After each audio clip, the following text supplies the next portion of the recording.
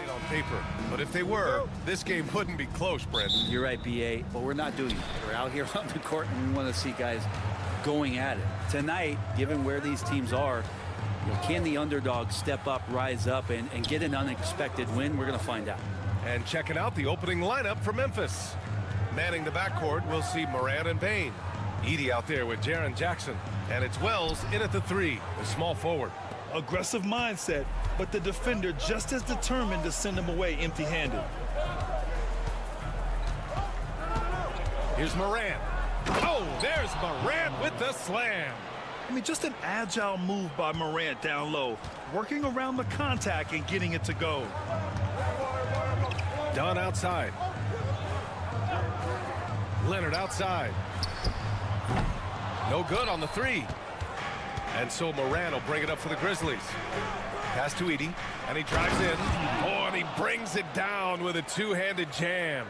Among the best passers in the league, Morant finds open teammates. Dunn, the pass to Zubac. Harden against Morant. Harden drawing the double team. And it's in there. And setting the tempo with an assertive move. Like, where was the defense on that play? Yeah, APB sent out to try to find out where the defense is. Inexcusable. Now here's Morant. The 3 is up. It's rebounded by Zubac. Ooh, that's a tough break. After poor communication defensively, it leaves him all by himself. And then Harden with the jam. If given the space, Harden's not afraid to take it to the rim. The Grizzlies have gone 2 of 3 from the floor. And despite his injury history, Kawhi still has the ability to take over games, Brent. Yeah, does it feel, BA, that Kawhi sometimes is even more patient and more deliberate in the way he delivers in games? I think he's the type of talent that can slow himself and the game down at his will and still be a lockdown defender. The Clippers making a switch here. Jones is checked in. The Grizzlies also with a sub. Aldama's checked in. Powell outside. Back to Harden. Pass to Leonard. Shot from 12. Yes, and a nice assist from Harden. Kawhi, such a threat from the mid-range. As soon as he gets to that area, it's all systems go. Let's go now to the sideline and catch up with Allie LaForce. Well, the Clippers' talent level is unquestionable, but they can run hot and cold at times. Coach Ty Lue said taking care of the basketball, transition defense, offensive rebounds, and spacing. Those are the 4 things we have to consistently be good at every single night. Brian? Yeah, he knows what he's talking about, Allie. Pass to Powell. Here's Leonard.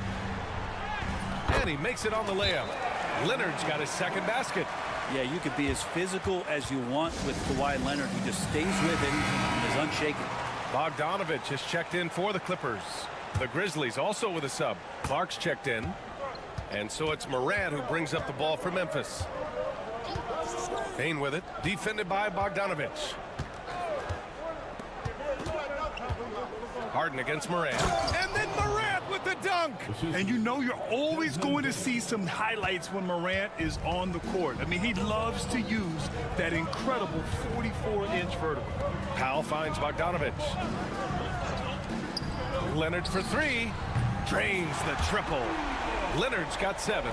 Defensively, you can't afford to get stuck on the pick. That's one that the coaches will watch tomorrow with that player. You hate to see him give up in that situation.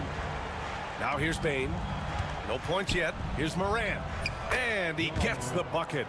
Morant not afraid to get in there and play big, showing his toughness in close. Powell outside. And here in the first quarter, a little over 3.5 minutes played. And again, it's the Clippers. And despite the defender's length, he goes right up from the mid-range. I don't think he sees any kind of defense when he's at that range. It doesn't matter who's guarding him. That's the shot you hope for, right at the rim. Just couldn't capitalize. Have to take care of the defensive boards better than that. Yeah, you just can't afford to give up second chance opportunities again and again. They got that one. Gets it. Wow. That's before the buzzer right there. Whoa! The heave to beat the buzzer. That's an incredible shot there. Just let it fly, take a chance, and somehow that one goes in. And so it's Kawhi Leonard making highlights for Los Angeles. He put together 10 points in the quarter. And more NBA action on 2K Sports coming your way right after this.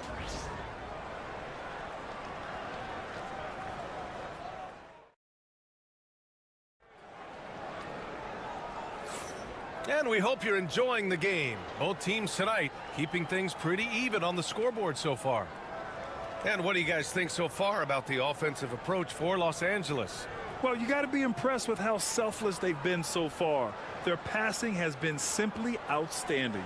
Yeah, getting to the inside is really important, but it's how close you can get to the basket. It feels like these guys are all around the rim in their attack tonight. On the court for Memphis, we've got Santi Aldama, Jackson out there with Brandon Clark. Then it's Luke Kennard, and it's Pippen in at the point. Clark, no good. The Clippers in the lead. Jones in the post. Jackson on him. Here's the pick. There's the three. Memphis with a rebound. And the defense got away with one there. I mean, that's a shot he typically makes. And he comes up with a bucket. One of the more skilled offensive players that is on the floor here tonight. Not an easy fella to hold in check. Outside Bogdanovich. There's the drive. Nice start for him. Sinking his first shot. Well, Grant, with players getting bigger and more athletic, do you support moving the restricted area out? Yeah, B.A., I would. We've seen a lot of injuries when defenders slide underneath elevated players on the drive. So cutting down that risk makes a lot of sense. Here's Clark following the score by the Clippers. Clark with the screen. Down to 5 on the shot clock. And the basket by Pippen.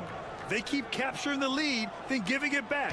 We'll see if they can hold on to it this time. Well, you can tell they really want to increase this lead. They can't keep letting them take it from them. And they blow the whistle just as he gets it off. That's 2 points with a chance at another one at the stripe. I mean, you have to love the physicality of Simmons right there. He has the strength and size to finish that play. Leonard's checked in for Los Angeles. Dunn comes in for Bogdanovich. Here's Pippen. Timeout called, the Grizzlies.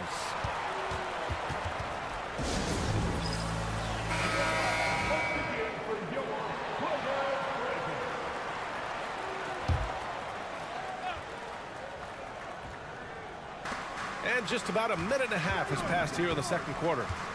Up top, Jackson. Pass to Clark. It's blocked. Terrific defense from Zubac. His team relies on him to help alter shots. Nails it from beyond the arc. Wow, 8 lead changes in the first half. Unbelievable. Yeah, both sides digging in for what looks like a war. Now here's Simmons. Here's Leonard. Leonard, so strong.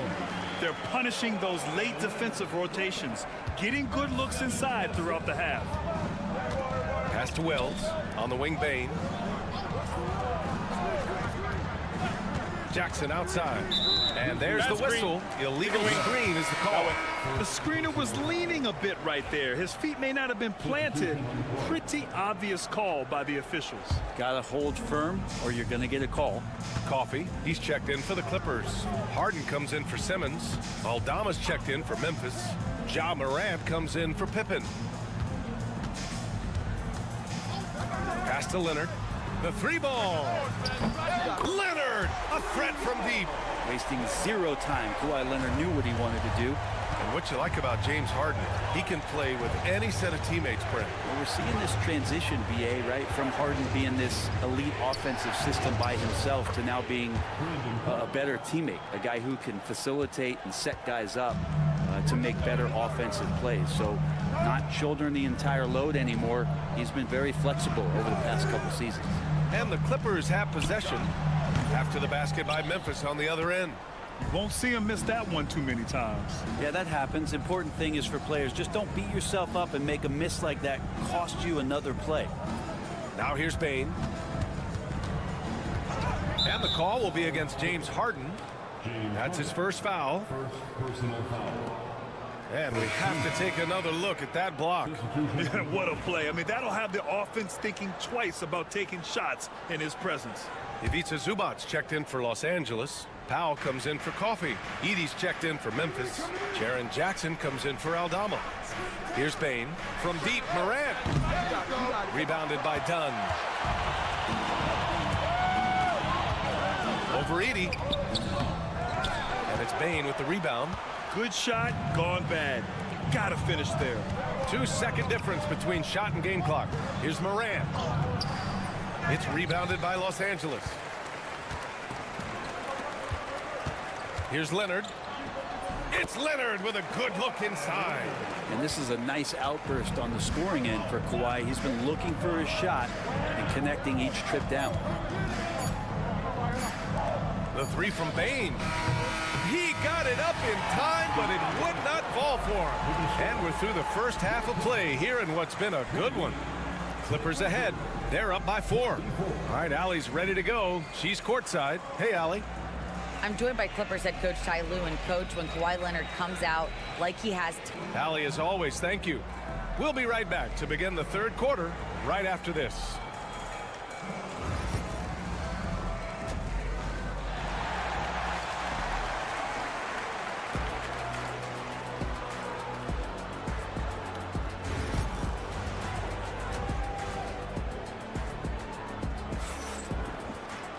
And after a fairly even first couple of quarters, this second half could turn out to be a great one, as both teams trying to gain an edge. It's been one outstanding game from Kawhi Leonard. Through the first 2 quarters and change, his perimeter shooting continues to be spot on. Yeah, you would hope the defense at least would start to consider creeping up on him just a little bit. Powell and Kawhi in at the forward spots. James Harden out there with Chris Dunn. And it's Zubac in at the 5, down low. That's the group starting the second half for Ty Lue. And tearing them to shreds tonight.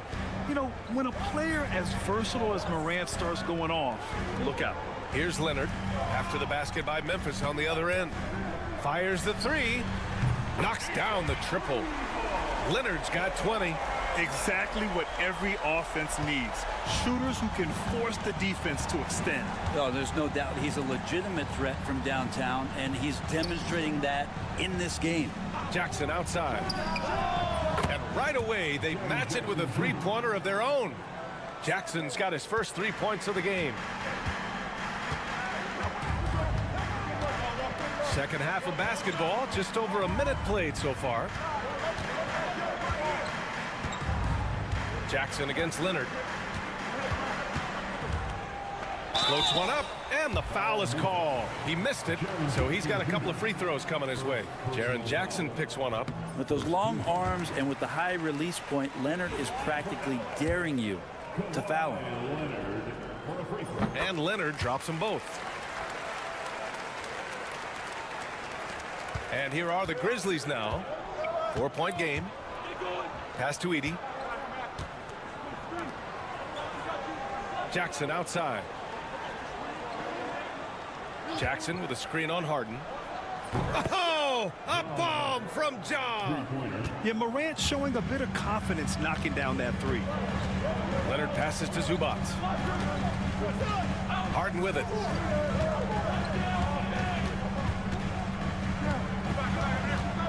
Out to Leonard. Launches it.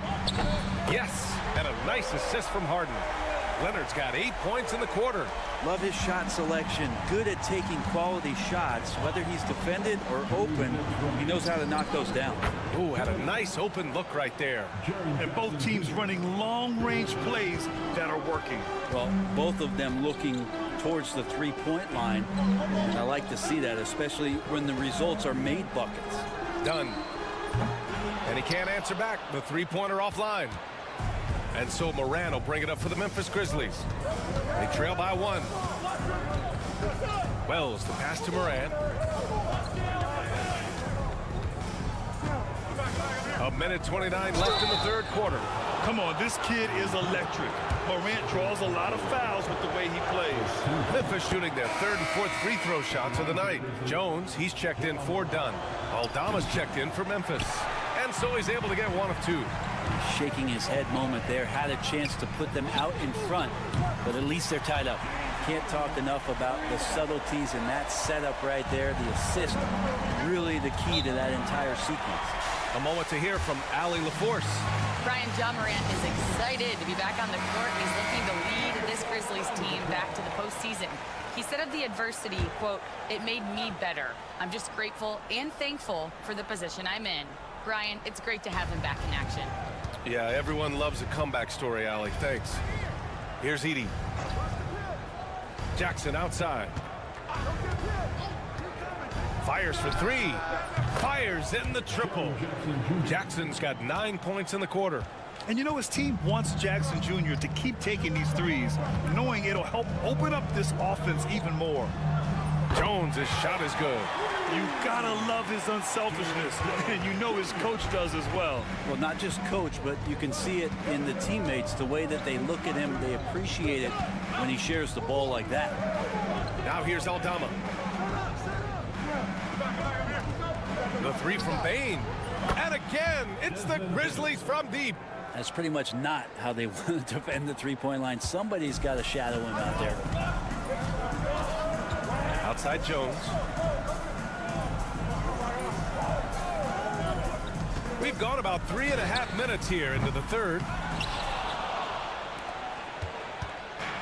For Memphis, they've gotten all 6 of their shots to fall. Talk about a perfect start to the half. Now here's Morant. He's got 16 for the lead. The shot comes out. It's all tied in Los Angeles. And we're coming right back after this break to get the fourth quarter started.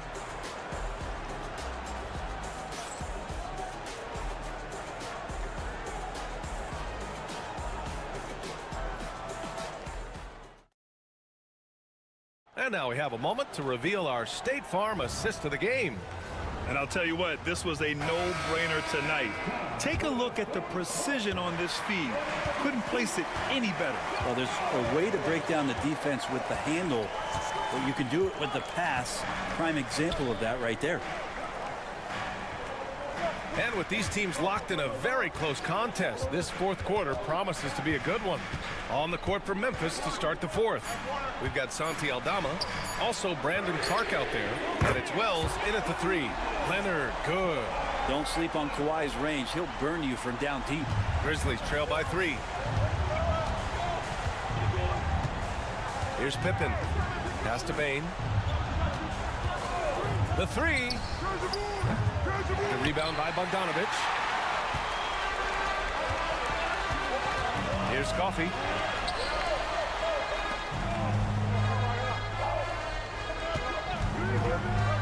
The shot. And again, it's the Clippers. Easy look when the defender isn't fighting over the screen. Yeah, coach over there just asking for one simple thing, and that's some effort. Got burned on that one. Timeout, Grizzlies. For the Clippers, Zubats. He's checked in for Jones. Powell comes in for Coffey. And it's James Harden in for Bogdanovich. And keeping us updated from the sideline, Allie LaForce. Hey guys, over that last break, I was able to catch the message that the Grizzlies head coach was giving to his team. He isn't liking what he's seeing out there on the perimeter, saying to his guys, defensively, we're too lax, and they're getting any three they want. And offensively, the ball movement, it isn't crisp, which is why we're not getting many opportunities from outside. I want to see improvement on both ends. Great work, Allie. Thanks. Now here's Harden. The three is up. They get it back. On the wing, Harden. Done. The pass to Powell. Clock at 6. To the middle.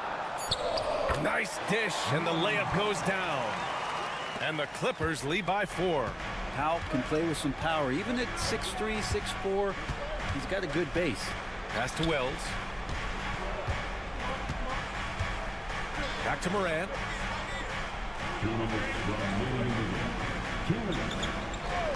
Over Harden. Kicks it out to Bain. From outside, off the mark. He didn't make them pay for that weak defense, but they just can't rely on him to miss those kind of shots. Here's Powell. The three is up. He can't get it to go. Outside Bain. No good from outside. The Clippers lead by 4. To the inside, Leonard. Leonard, not to be denied. And Kawhi is certainly one of the strongest players in the league at that position, just doing damage. From deep, Morant. Cook it again. 7 for 12 and going at the defense. Can you say prime-time player Morant? He enjoys delivering for his team in these parts of the game. Leonard can't get it to go. He has to make those shots, guys. If not, a lot of pressure is shifted to the perimeter shooters to hit everything. And out of bounds, Los Angeles will have it.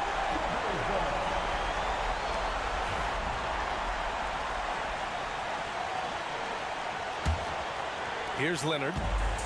56 seconds left in the fourth quarter.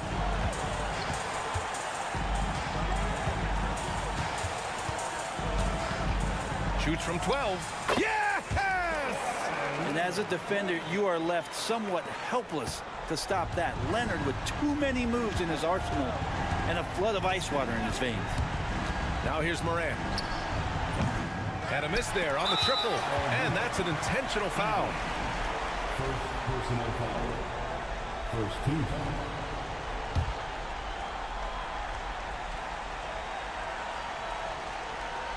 A chance here to possibly put the game away. They have to remain focused to get it done. Personal foul. Second team foul. He gets the first, and that increases the lead to 6. So he gets them both, and it's a 7-point game. And the lead getting safer and safer as these free throws from the stripe go in. Kicks it out to Bane. Oh, he nails it! And now they trail by just 4. The way Morant sets up his teammates is as good as any guard in this league. And they go to the intentional foul. First personal foul. Third team foul. And no good, as the first free throw misses. We'll see if he can hit the second. And the second of 2 is good. And that puts him up 5. Timeout, Grizzlies!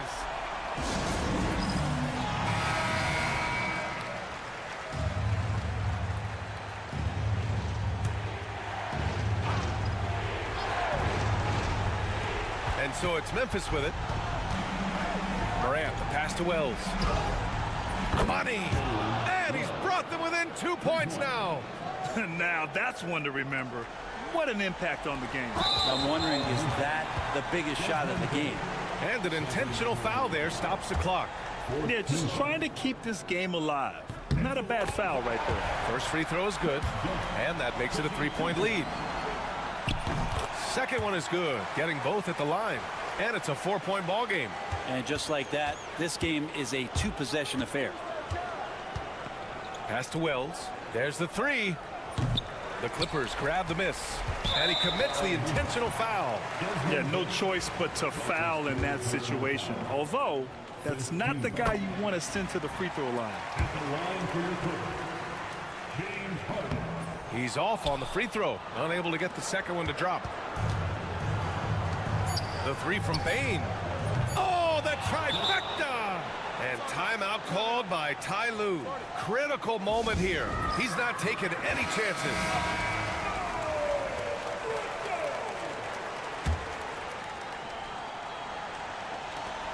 And they foul intentionally. That's what they have to do at this point. He drops the first one, and that makes it a 3-point lead. And he hits both free throws here, and it's a 4-point ball game. That'll ice it right there. Not everybody can keep their composure at the line in such a big situation.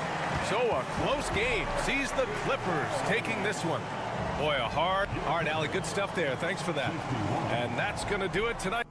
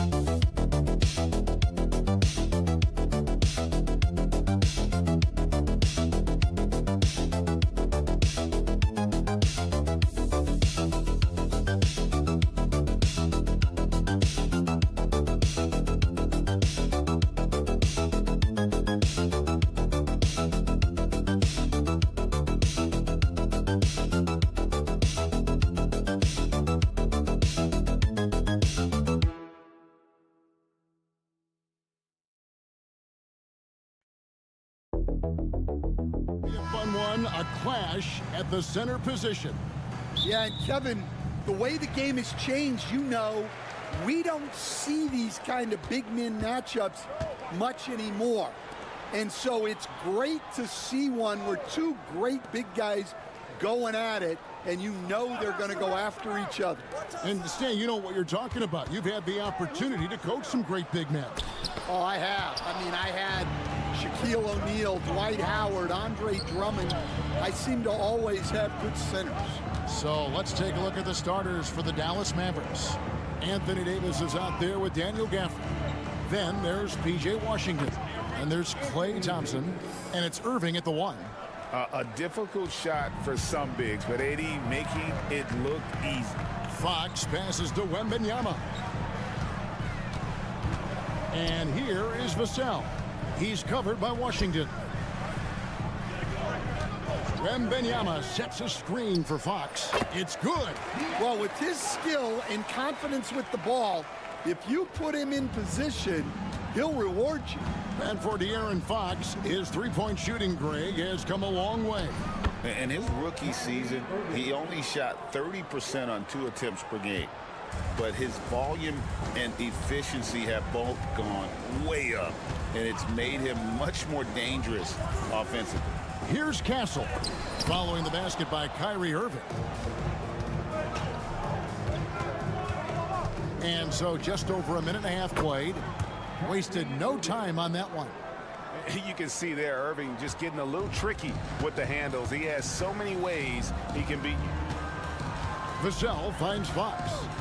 Wembanyama, a screen on Irving. Fox. Anthony Davis with the rebound. Well, that's a miss you can live with. I expect they'll go to it again, especially if the defense continues to concede it. Irving for 3. They get the rebound. The shot's good from Gafford. And that's a lesson for the D. Fight harder on the glass. Yeah, they need to pay attention to the details. Second chance points are backbreakers. A pass to Fox.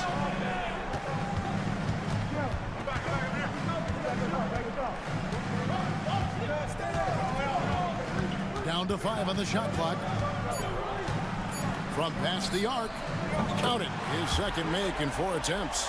And I like to see this. They're calling his number early, and he's delivering. Yeah, well, his offensive contributions are going to be very important in this game.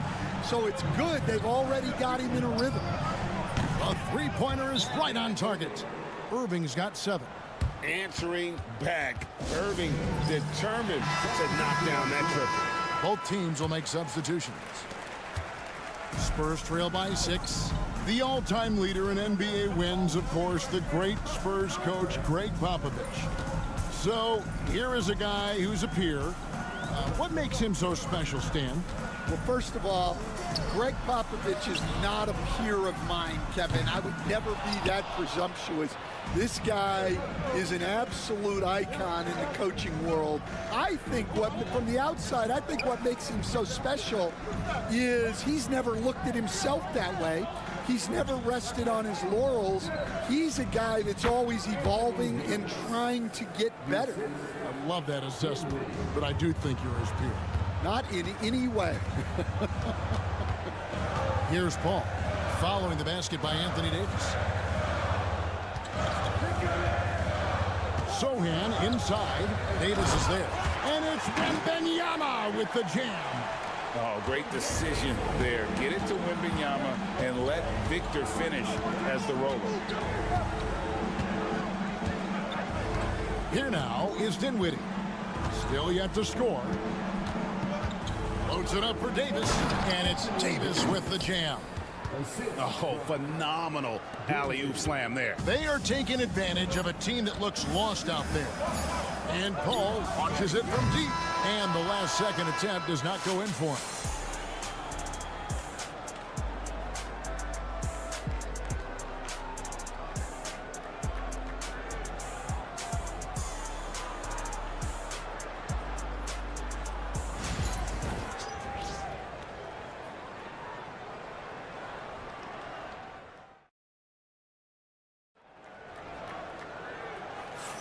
And thanks again for tuning in. If you're just joining us, we've played through 1/4 of action so far.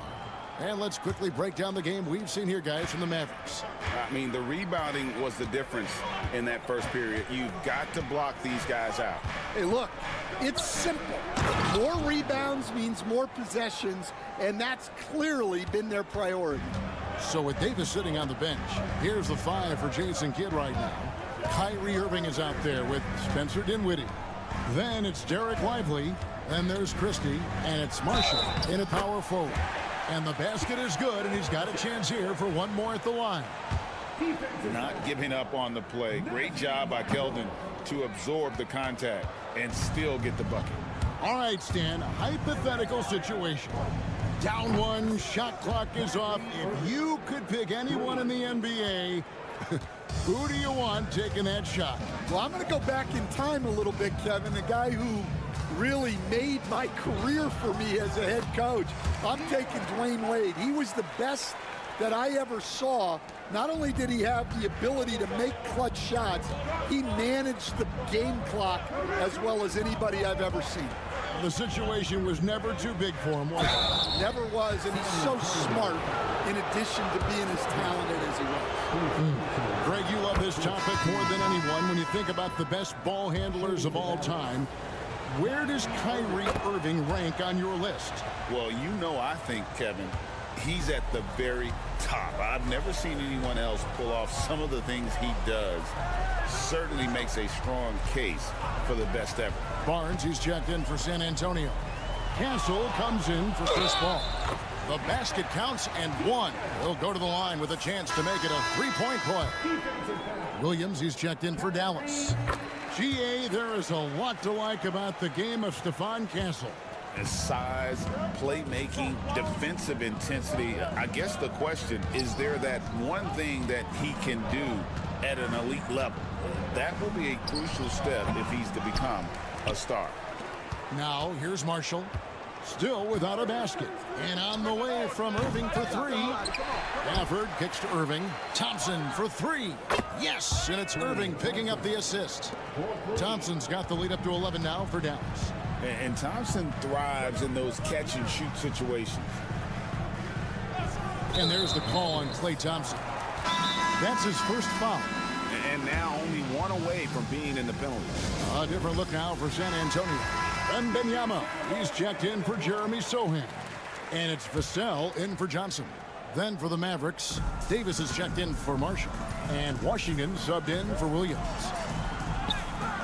Wembanyama, no good. That's not a bad shot at all. It just didn't go in. Sometimes the process is right, and you still get a bad result. A shot by Washington, and he's wide open. Another three for Dallas. Yeah, that's next level stuff from AD. He draws the eyes of the defense and then locates the open man. No problems knocking that one down. Barnes has got his first bucket of the game, and he's on the board for three. Irving passes to Davis. Here in the second quarter, we've played a little over 2.5 minutes now. Hits it from three-point range. Both teams running perimeter-oriented plays that are working. Well, you know it's become a three-point shooting league. Teams shooting a steady diet from outside. Now here's Barnes. And the basket by Vassell. Vassell's got his first bucket in this one. And just attacking the paint. Vassell knows better than to hold back. Thompson finds Davis. Offline with his three. And so Wembanyama will bring it up for San Antonio. A 12-point game. At this point, finding blocks comes naturally for AD. He just anticipates and attacks the basketball. And how about the offensive rebound with a little extra punch on the putback? You're right, Greg. As they look to trim the deficit, could we see them send a few more bodies to the boards from here on out? Maybe, just maybe. And guys, he's been a one-man air raid coming at them time and time again. Well, what I love about his three-point shooting is the spacing that he's adding. It makes things a lot easier for everyone else. Davis dishes to Irving. High arcing shot, and he lays it up and in. Irving's got 13 points in just this quarter. Yeah, it took just enough off of it for the floater. Terrific ball movement leading to the basket. You love to see it. So we've reached the end of the first half of play. Mavericks lead by 12. It's time now to go courtside as we send you over to David Aldridge from the sideline. Thank you, David, and we'll be back after halftime as the third quarter gets underway.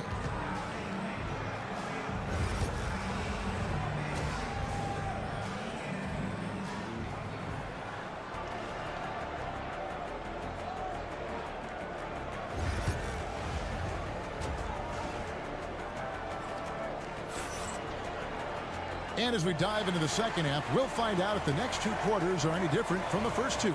So far, it has been a runaway. You look at Kyrie Irving in this game, he has been everywhere. Yeah, and just look at the numbers from the first half. He has been very efficient. Yeah, it's not like he's getting everything at the rim. He's playing smart and just taking what the defense gives him. Up in the front court, it'll be Vassell and Barnes. Castle is out there with Fox. And it's Wembanyama in at the 5 spot. That's the San Antonio 5. Pass to Castle. Nice ball movement by San Antonio. Right side, Fox. Shot clock at 6. And the rejection by Gafford. Irving with the ball. Now guarded by Fox. From deep, Washington. Yes, and it's Irving picking up the assist. Irving's got 3 assists now in this one. Barnes outside. Lets it go from deep. And again, it's the Spurs from deep. And now Vassell knocking down a three of his own. Mavericks leading by 14. Now, here's Washington. He has 6. Outside Irving. Back to Washington. Another 3 for Dallas. Greg, we know about the Euro step, but is the decel the next move that's getting more notice? I think it is, Kevin, and you can see players have quickly incorporated that into their arsenal. It's been fun to watch, man, and I tell you, it creates some uncomfortable situations. Right around a minute and a half played here in the third quarter. Back to Wembanyama. Off on the layup. And it doesn't even matter that he's surrounded on that possession. He's got the size to pull those boards down anyway. Let's check in with our reporter, David Aldridge.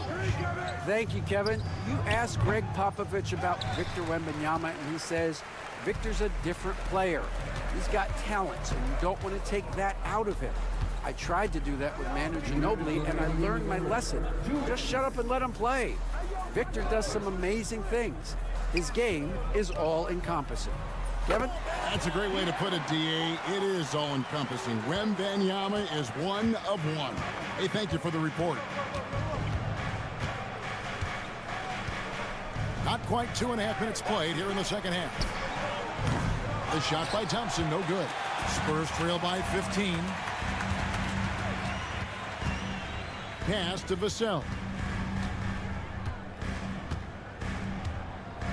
And here is Barnes. Wembanyama left side, and it's San Antonio with another. And Wembanyama's ability to pick and pop from anywhere on the floor puts defenders on their heels. Thompson outside. 3 minutes gone now in the third quarter. And it's Barnes with the ball for the San Antonio Spurs. Trailing by 13. Outside, Fox. Wembanyama high post. Vassell outside. 4 on the clock. Shoots the 3. It's rebounded by Dallas. Gafford's got 6 rebounds here tonight. Irving kicks to Gafford. It's tipped. That's out of bounds. The Mavericks able to retain possession here. San Antonio making a switch here. Sohan's checked in. And Dallas also making a switch. Marshall's checked in. We've gone about 3.5 minutes into the third now. Hey, right here. Irving attacking. Just 5 on the clock. 2 points. That one goes. Irving's got 4 this quarter. And when Irving is rolling like this, it's really special to watch. Not much the D can do.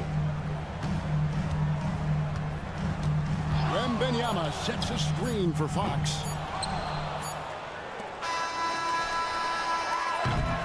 And here at the end of the third quarter, it's a double-digit ball game. Mavericks ahead, up by 15. We've got more. And a moment now as we take a look at our State Farm assists of the game. And he sliced the D wide open with his speed. They had no chance to prevent that basket. Now that is an elite level dish. What a great passer. And there may not be a lot of drama down the stretch as we head into the fourth quarter, but stranger things have happened. On the floor for Dallas starting the fourth quarter here. They've got Christie. Kyrie Irving is out there with Spencer Dinwiddie. Then it's Derek Lively, and it's Marshall in at the power forward position. Irving sets a screen for Dinwiddie. And the 3 ball is good. And the Mavericks lead by 16. Not a consistent three-point shooter, but Dinwiddie can get hot, so you can't just let him fire at will. Fires from deep. And that one's good. Champagnie. Champagnie's got himself going with the triple, his first basket of the game. Now Irving. 1 minute now into this fourth quarter. An easy 2 points on the layup. Irving's got 26. And that's a defensive miscue there. You can't let Irving get that kind of position inside. And timeout is called by Greg Popovich. He's clearly intent on wanting to lock in and make sure everyone's on the same page. So both teams making some changes here. Getting the latest now from our sideline reporter, David Aldridge. David, it's all yours. Take it away. Thanks, guys. I was able to hear Greg Popovich talking to his team during the break. They said to the team, I know you guys are tired, but let's end this game strong. Let's get the win. Big last stretch here, guys. Thank you, David. Mavericks leading by 13. Pass to Gafford. Irving with it. Now, here's Thompson. Yes, and it's Irving picking up the assist. Irving's got 5 assists in the game. Arguably the smoothest jumper in the game, Klay Thompson. Inside, here's Wembanyama. Good work there as it goes. Now that's a high percentage look when the D doesn't fight over the screen. Yeah, it's certainly worth it to disrupt the offense. Coaches notice that extra effort. The Mavericks have gotten all 3 of their shots to drop here in the 4th quarter. They came out of the break on a roll. Irving passes to Thompson. Gafford sets the pick for Thompson. Another 3 for Dallas. They're in total command of this game with time starting to run out. Yeah, and at this point, the focus is take care of the ball, no needless fouls, and no threes. Here's Fox. The Mavericks pull it in. And guys, what we saw here tonight is one side having everything going for them. Huge margin of victory for Dallas. 2 great rebounding teams. And these guys worked just a little bit harder tonight, and that was the edge they needed. And you know, when you look at the huge impact he had, just a monster game for Kyrie Irving. Well, he was the reliable option for them on just about every possession.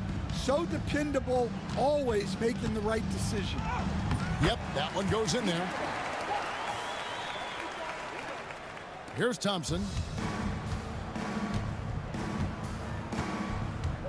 54 seconds left in the 4th quarter. Irving for 3. Another 3 for Dallas. Taking no chances. They go on one last run to seal the deal.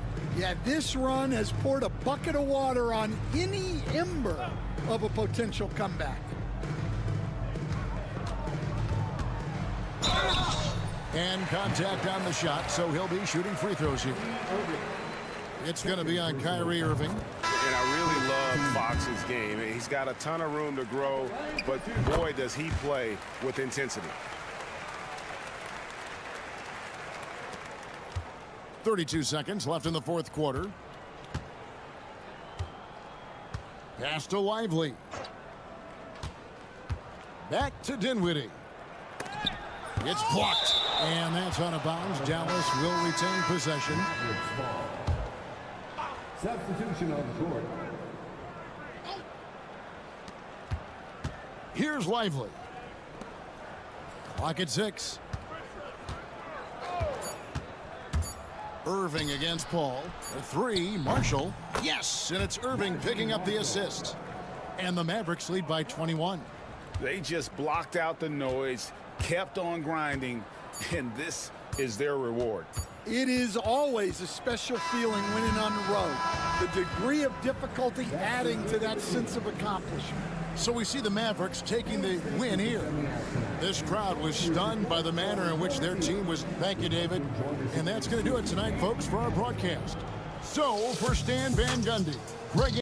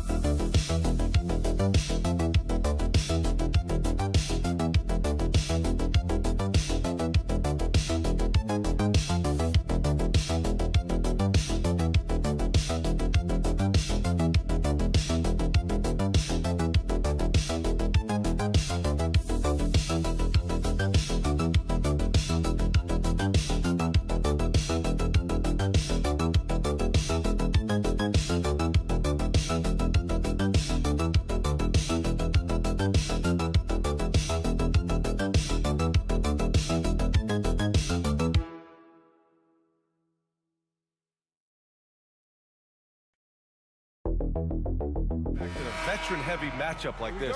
You know, B.A., it typically means we'll get a clean game.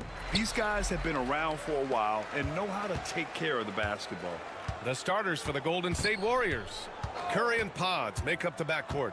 Draymond Green is out there with Jimmy Butler. And it's Moody in at the 3. Now here's Leonard. Zubac with a screen on Butler. Leonard passes to Zubac. And it's slammed in by Zubac. Just a textbook lead pass right there, putting it right where it needed to be.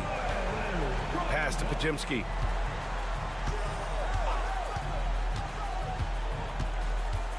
Back to Curry. Puts up a 3.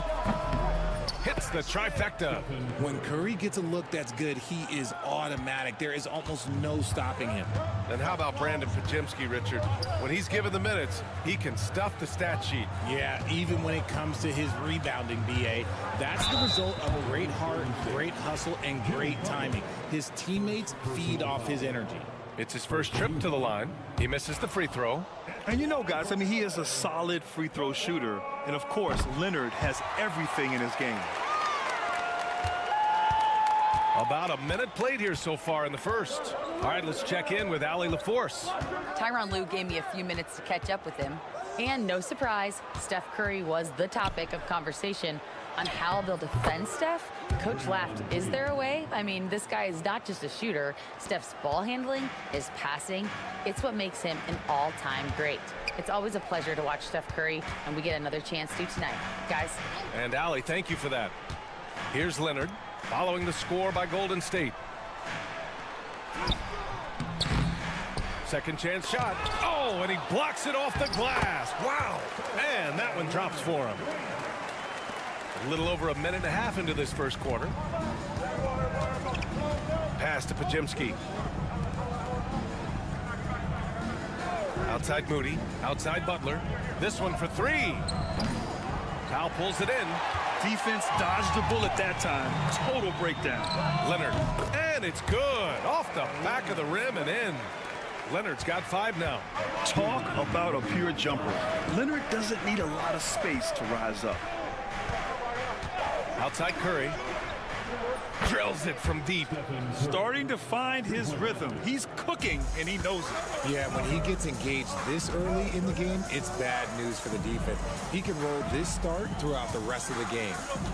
Now here's Powell.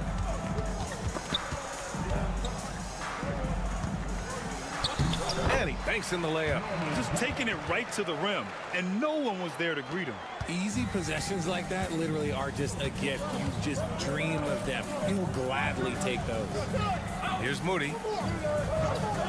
Outside Butler from behind the arc. Hits a 3-pointer. Nice shot from Butler, making himself a threat from downtown. Yeah, Graham, despite the Warriors' success over the last decade, it hasn't always been this way for this franchise. Yeah, they didn't have many winning seasons before they got Steph, Clay, and Dre.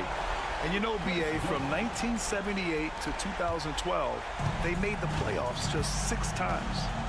Now here's Curry. He has 6. Butler surveying the floor.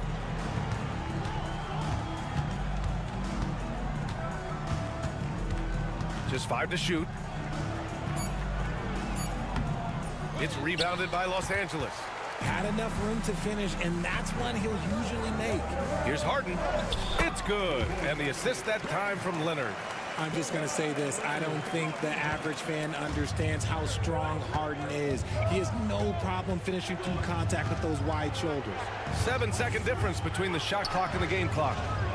Really left him alone that time. 9 points in the game. Guy's just ridiculous. He is just an absolute surgeon when he has the ball. This man is surgical. There is no way to slow him down when he wants to score. Now Leonard. Free throw line jumper. And there's another one for the Clippers. Found some space to get off the mid-range, and he'll do damage from there if you let him. And no good. Plenty of offense in this closely contested first quarter of play. It's Los Angeles. They lead by 2. And back in a moment as we'll get underway with quarter number 2.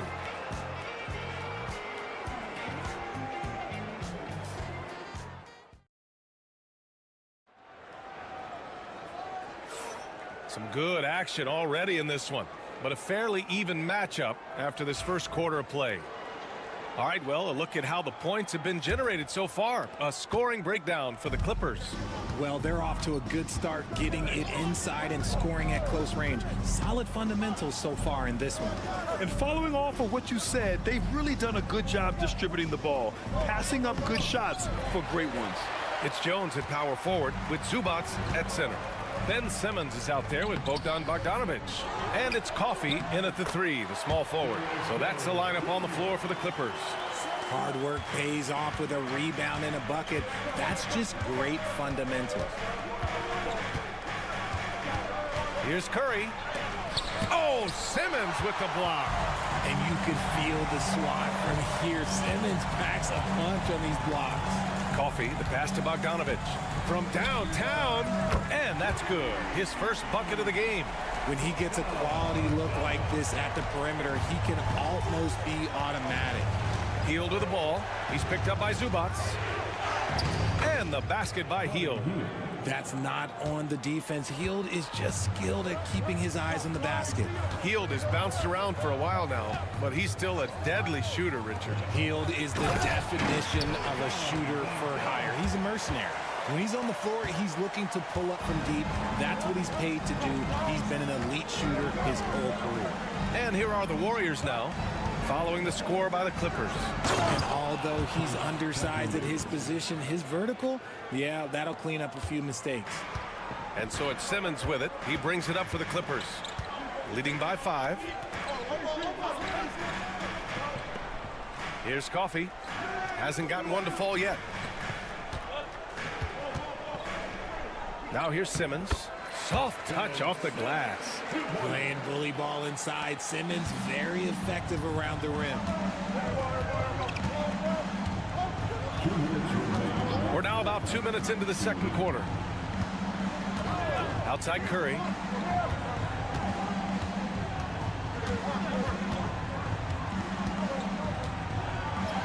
Oh, a strong finish from Curry.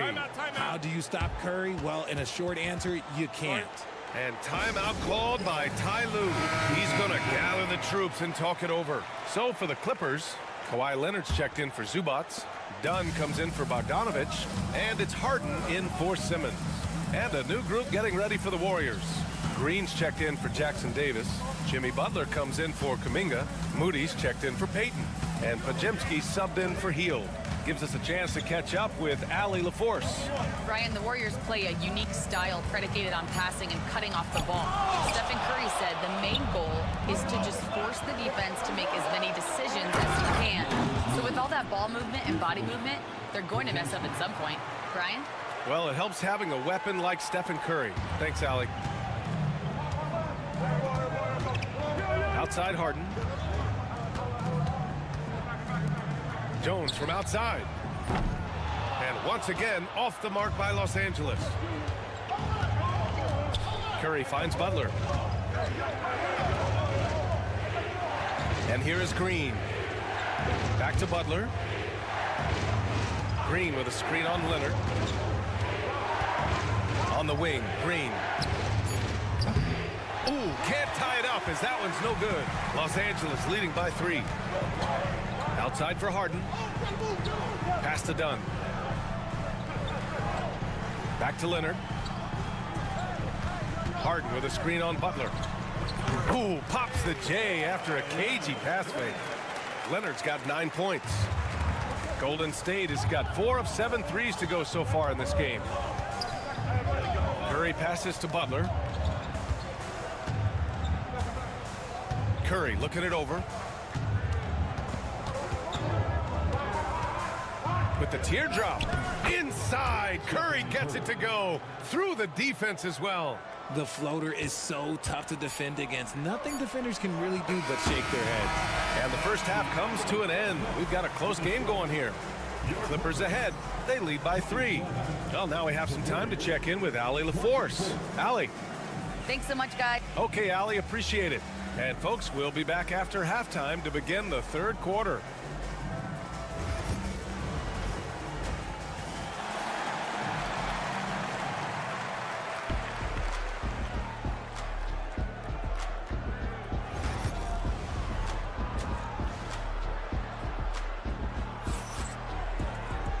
And as we get into this third quarter, as we've seen so far, neither team able to create much separation on the scoreboard.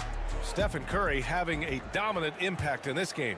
Through the first 2 quarters, he's been on fire. Explosive offensive performance. If they don't change their approach in the second half, let's just say his success will continue. Kicking off the second half, here's Steve Kerr's 5. Curry and Pods make up the backcourt. Butler out there with Moody, and it's Green in at the center position. Well, Richard with the relocations and the floor he covers, Curry is still an anomaly with his conditioning. Oh, he's got an off-season program that would make other NBA stars tap out, including myself. His conditioning is amongst the best of all time. It wears on you as a defender. Now here's Powell. He drops it from range. Powell's gotten his second bucket of the game.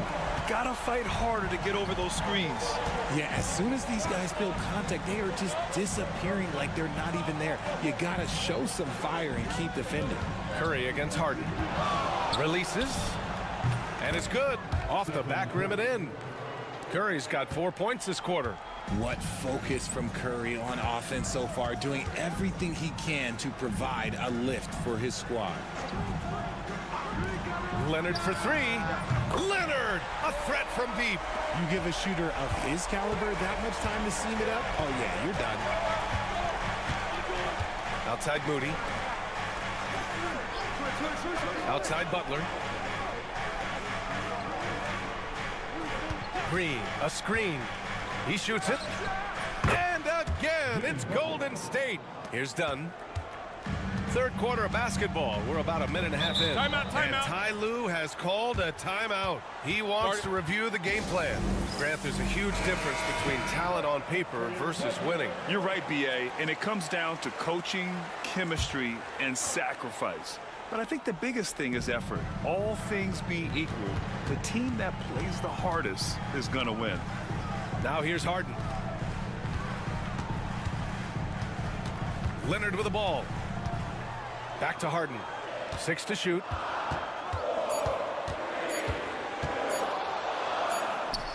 He hits it just before the shot clock expires.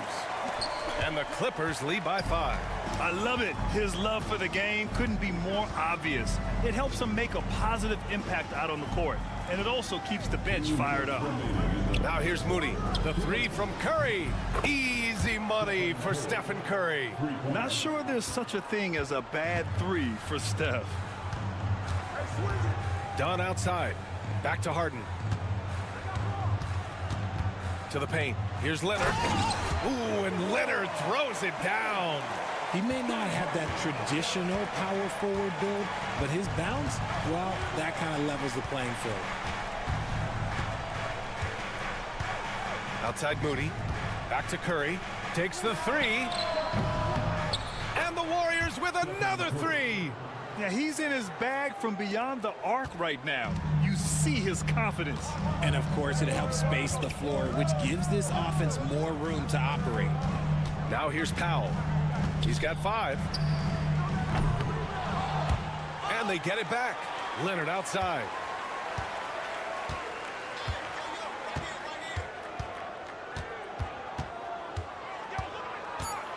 With some arc. Oh, and there's the whistle on the shot. So 2 free throws for him coming up. Some really tough defense inside, but Leonard won't back down. I mean, he's just scrappy. He wants to make the defense work twice as hard. Jones, he's checked in for Los Angeles. Bogdan Bogdanovic comes in for Dunn. And a new group getting ready for the Warriors. Jackson Davis is checked in for Green. Kuminga comes in for Moody. Payton's checked in for Podziemski. And Hield is subbed in for Stephen Curry. And it's Butler with the jam. When Butler is cleared for takeoff, just get off the runway. Harden against Hield. Harden to pass to Leonard. From outside the arc. And score it. That now makes him 7 for 11 in this game. This man has entered the zone. Great shooting performance from him all game long. Jones against Butler.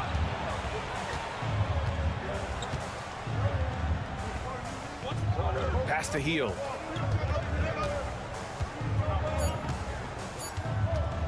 Shoots over Harden. And it's Healed, missing. Defense kind of rolled the dice there, and I'm a little surprised that it ended up going their way with the miss. And so it's Kawhi Leonard making highlights for the Clippers. He put together. And while we have a chance, let's go to our State Farm assist of the game. And I'll tell you what, this was a no-brainer tonight. Take a look at the precision on this feed. Couldn't place it any better. You've got to admire the vision just as much as the accuracy. Not many players can even spot that pass. We've reached the fourth quarter in what has been a very competitive game. Should be an exciting finish. Amir Coffey out there with Kawhi Leonard. Then there's Chris Dunn. Then there's Derek Jones. And it's Bogdanovich in at the 2-guard spot. So that's the lineup on the floor for the Clippers. Love the response there from Hield, matching threes. Now Leonard. Leonard just muscles his way in. Absolutely ruthless. He's not about to start showing mercy now. This is what you expect from him, just coming alive and dominating in effortless fashion here in the fourth. Jackson Davis with it. He's picked up by Jones. Pass to Curry.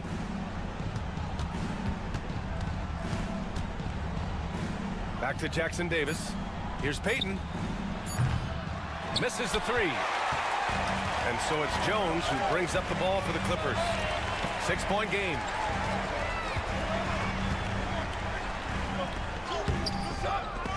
Jackson Davis grabs a miss.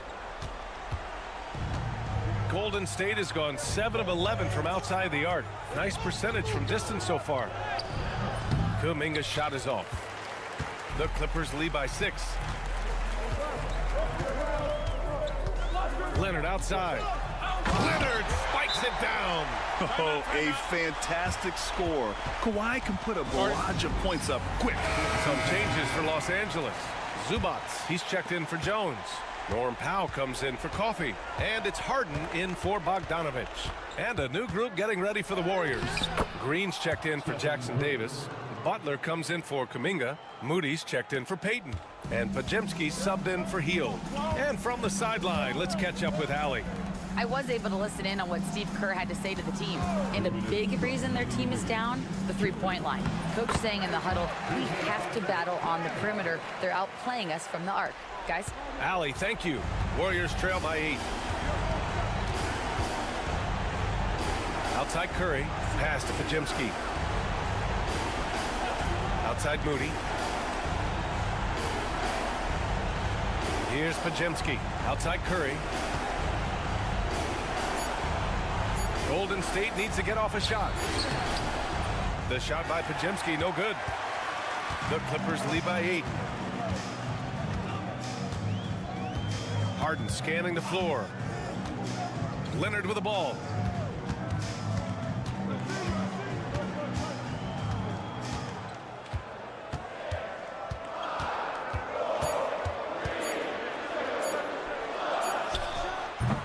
A chance to push it to double digits, but it's off the mark.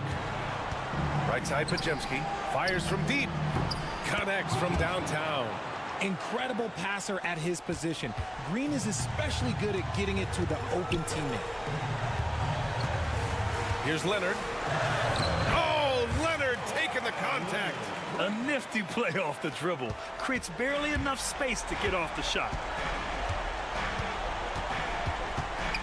Curry against Harden. Butler's got space. And it's in.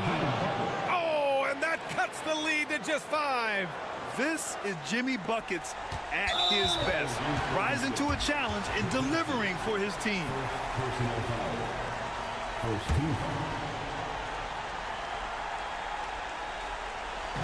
There's 42 seconds left in the game. To the wing, right side. And so they foul intentionally. Second team foul. And that hurts as he doesn't get the first one to fall. Trying to focus now for the second. And he does get the second one. And that increases the lead to 6. So it's the Warriors now. Here's the teardrop. And he buries it. And now they trail by just just 4.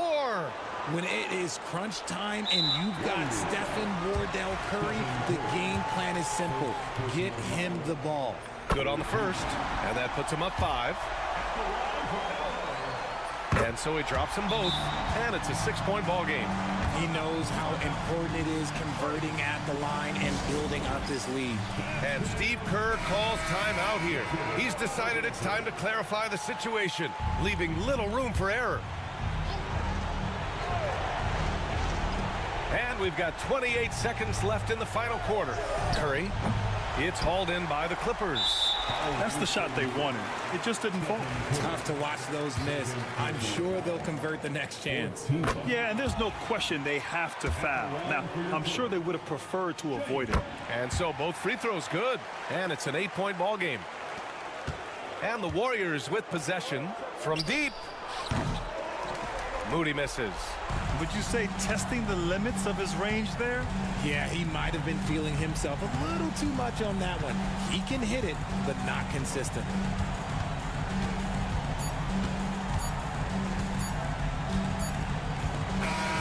So it's Los Angeles picking up the win. This one was a fun one to watch. Thanks, Allie. Great interview once again. And that about wraps it up. For Richard Jefferson, Grant Hill, and Allie LaFour.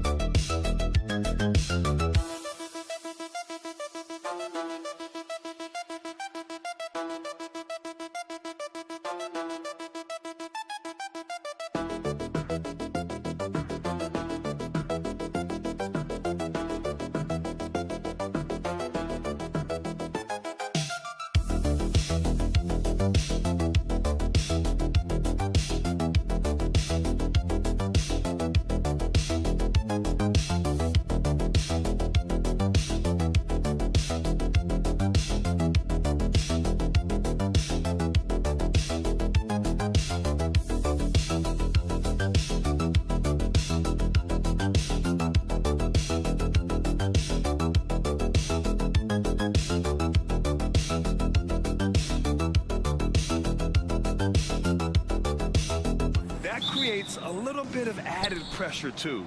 So the last thing a struggling team wants to do is lose to an opponent in the same situation. And here's Memphis's starting group.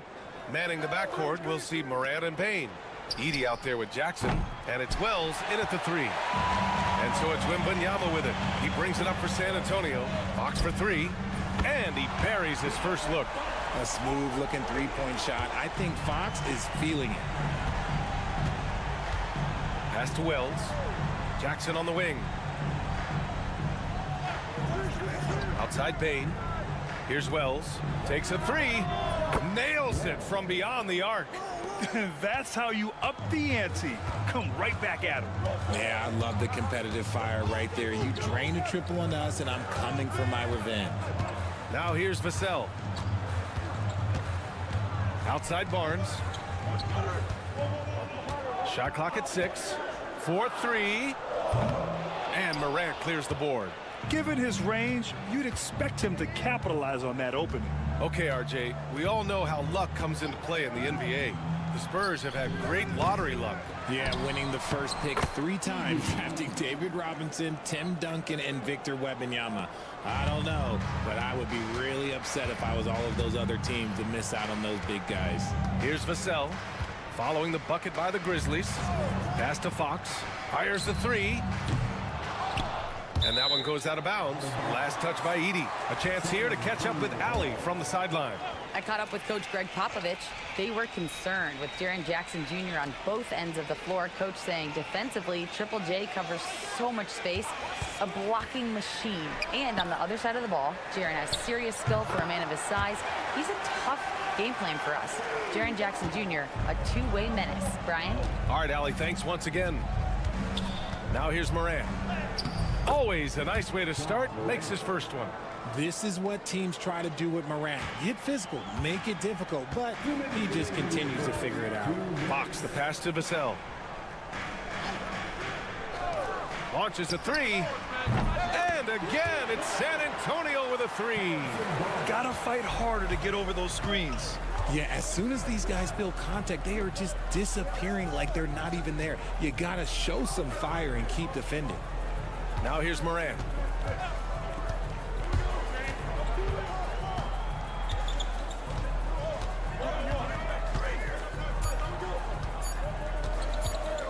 From deep three-point land. Vassell with the rebound. The Spurs have gone 3 of 5 here in the opening quarter. When you think about the fearlessness of Ja Morant and how he attacks, even as a smaller player. RJ, you got any comparisons? I would say AI, but AI was more of a two-guard, even though he was a couple inches shorter, but definitely similarities of how they attack the paint with fearlessness. Here's Edey. Pass to Morant. Count that bucket. He gets a lot of defensive attention, but Morant, he can expect this type of rough scene anytime he takes it inside. Vassell outside. Back to Fox from deep. The rebound by Jackson. A chance at a 2-for-1. You have to find ways to use the clock to your advantage. Fox against Morant. Down low. Edey. And down it goes. Jam that one home. And it's so difficult to defend Morant in a pick and roll because not only can he get his own, but he can also create passing angles in very tight spaces. And the three-pointer goes. Starting to find his rhythm. He's cooking, and he knows it. Yeah, when he gets engaged this early in the game, it's bad news for the defense. He can roll this start throughout the rest of the game. Outside Morant. Oh, rejected by Wembanyama. And that concludes the first quarter of play. San Antonio on top, up 4, and will return shortly.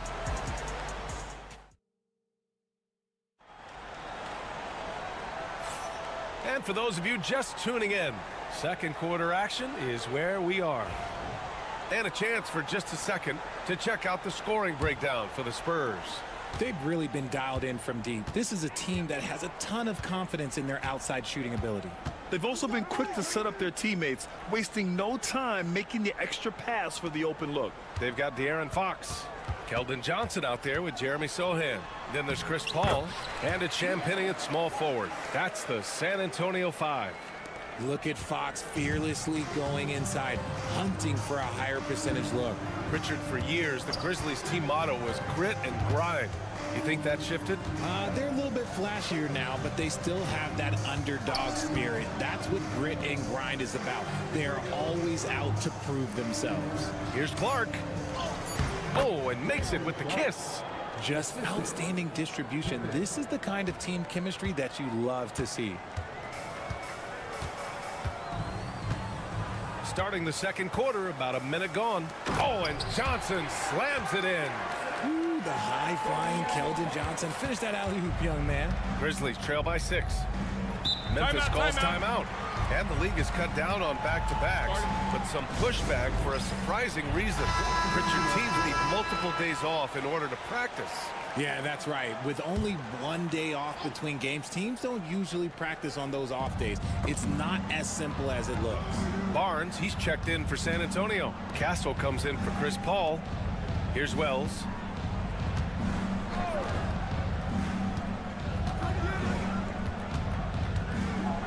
Memphis needs to get off a shot. Here's Bane. Takes it inside. And it's good with time running down on the shot clock. I know what they say, defense wins championships, but you need some bucket getters too now. Outside Johnson. Here's Fox. The Grizzlies pull it in. That's the shot they wanted. It just didn't fall. Tough to watch those miss. I'm sure they'll convert the next chance. There's Jackson with the 3. Hits the trifecta. Jackson's got his first bucket of the game, and he's on the board for 3. Showing he can make this shot. Give Jackson Jr. room to take the triple. Oh, and he will. And let's send it over to Allie LaForce. Hey, Brian. Well, De'Aaron Fox, the inaugural 2023 Clutch Player of the Year, he said, quote, "You can't be afraid to fail. Obviously, you're not going to make every shot, but my team puts me in position to succeed, so the least I can do is have confidence in myself to take good shots." Brian? Allie, thanks. You know, he's become a star, and they call an illegal screen here. The screener was leaning a bit right there. His feet may not have been planted. Pretty obvious call by the officials. Look, guys get away with this all the time, but on this occasion, he got caught. For San Antonio, Wembanyama's checked in for Sohan. Vassell comes in for Johnson, and it's Paul in for De'Aaron Fox. Aldama's checked in for Memphis. Morant comes in for Pippen. Here's Castle. He's scoreless. Wembanyama powers it through inside. There were questions about Wembanyama's strength coming into the league. No problem with the contact here. You know, Grant, you talk to scouts about Stephon Castle. They just feel like this guy's a winner. Well, certainly we saw that at Connecticut. Now, as a freshman, he was a key piece in their title run. He actually turned up his game in the tournament, and that's rare for any freshman. Spurs lead by 6. Outside Barnes. Left side Wembanyama. Over Clark. From 10 feet away. And there are the Spurs with another bucket. He really hooked the defender with that pump fake. It worked to perfection. Morant, the pass to Aldama. Here in the second quarter, just under 3.5 minutes played. Here's Clark. And he's going to the line for 2. The official saw contact while he was going up. Since drafting Wembanyama, the Spurs have looked like a team that gets better every game, RJ. And they're still so young. They're learning the intricacies of the game and how to play with each other. But you can tell things are coming together and the future looks bright. Jackson, he's checked in for Aldama. Outside Barnes. Beyond the arc.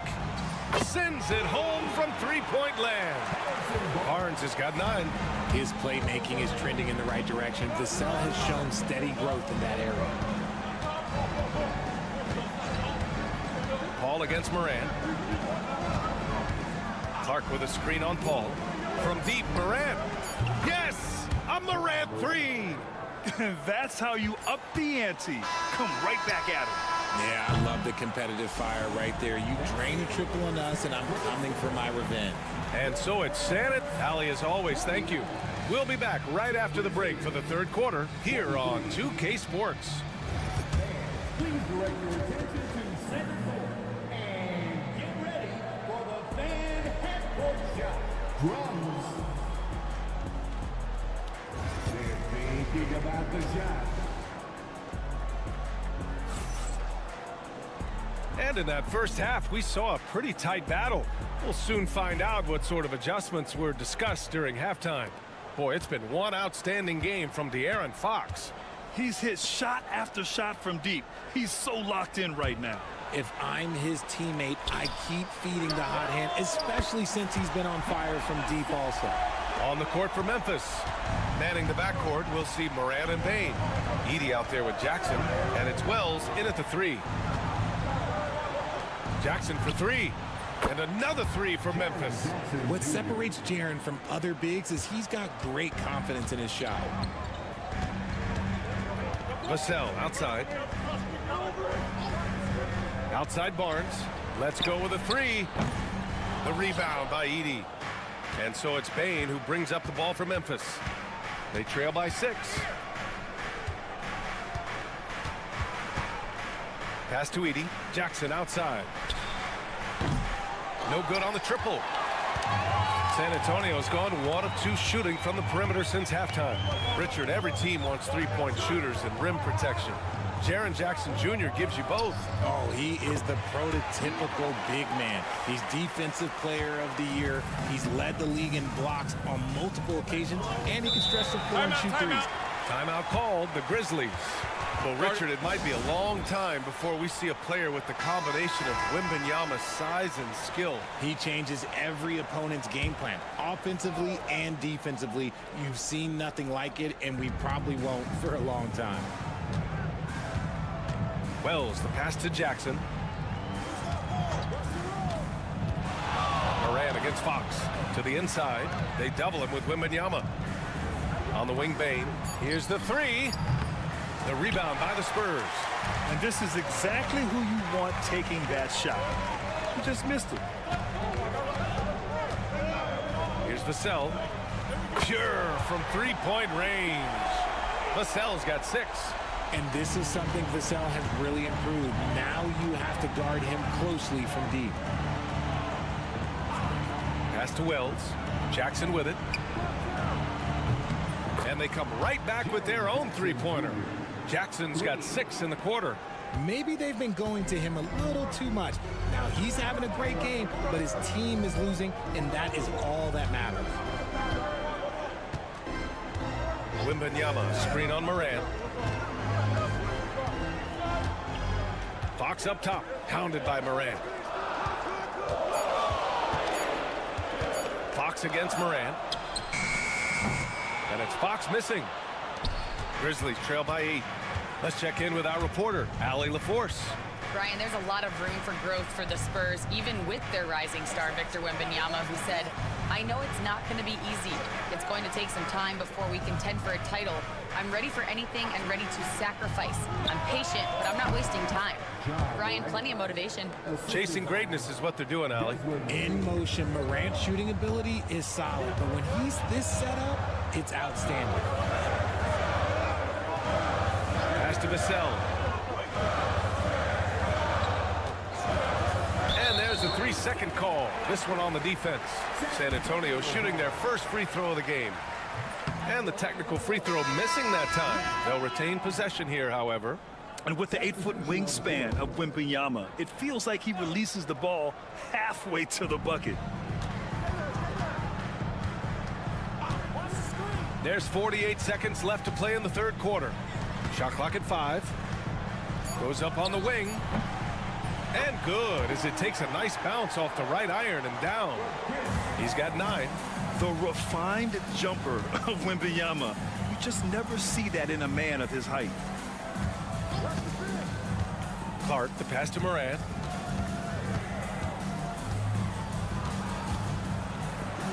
Moran with the slam! Oh, wow. Okay, jaw turning it loose. Someone throw that man some water. Here's Paul. No made baskets yet. Wembanyama up top. And close on the shot, even with the foul. Now 2 free throws. Great job drawing the foul and almost converted the shot as well. And both free throws good for Wembanyama.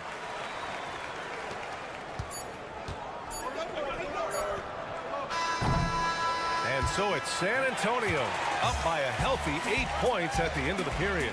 The flow of the game has favored them in general, but hey. And a moment now as we take a look at our State Farm assist of the game. You know, I'm kind of stoked this was a choice because I love this pass. A remarkable find. He put his court vision on full display. There wasn't a better pass in the game, almost like he had a sixth sense. And this is it. Glad to have you along for this fourth quarter. We've got Keldon Johnson, Chris Paul out there with De'Aaron Fox. Then it's Jeremy Sohan, and it's Champagnie at the 3. That's who's in the game for the Spurs. This is when your interior D has to be on high alert. Outside Paul. To the middle. Here's Johnson. Offensive rebound. It's tipped. Second shot opportunity. And it's good on the lay-in. And the Spurs lead by 8. What physicality from Johnson down low, throwing his weight around and getting past the contact. Clark outside. Pass to Bain. Over to the left wing. 6 on the shot clock. Jacks up a 3. Knocks down the triple. Pippin's got himself on the board with a 3 there. And defensively, how do you leave him that open in crunch time? And we've got a timeout called by Greg Popovich. rallying his guys to make sure they all know the plan. A big group substitution here for San Antonio. Victor Wembanyama's checked in for Sohan. Harrison Barnes comes in for Johnson. Devin Vassell, he's checked in for Champagny. And Castle subbed in for Chris Paul. Time now to hear from our reporter, Allie LaForce. Well, over the break, I listened in on Greg Popovich's huddle. He was clapping in the huddle, saying to his guys, loving the effort right now. Keep the intensity on them. Leave no doubt in their mind that this game is ours. Guys, back to you. Okay, good stuff. Thank you, Allie. Here's Morant. Morant with the slam! He'll put you on your heels in a hurry. Morant slicing through the D. Outside Barnes. Back to Fox.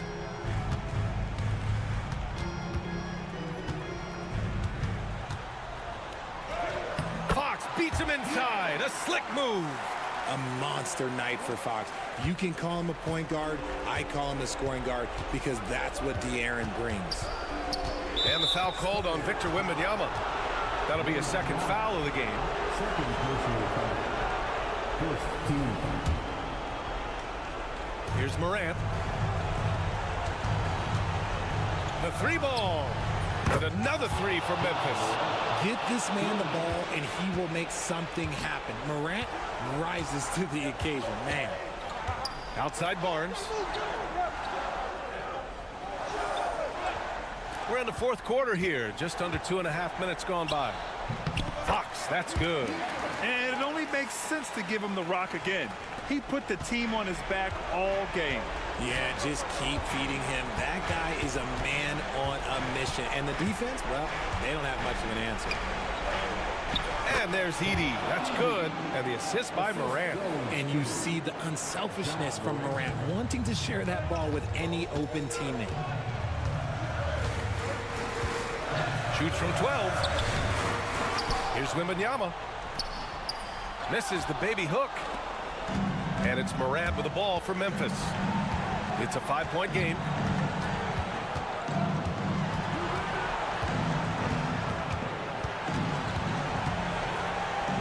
56 seconds left in the fourth quarter. Forget the long-range shots. Ja wants to challenge you down low. All right, guys, let's get your take on the scoring breakdown for the Spurs. All game long, they've been making it rain from the arc. And look, they've done it by feeding the hot hands. Yeah, another thing you notice are all the assists. The ball just has energy, and everyone is getting involved. And this is the trust that Fox's teammates have in him. What a shot right there. Timeout, Grizzlies.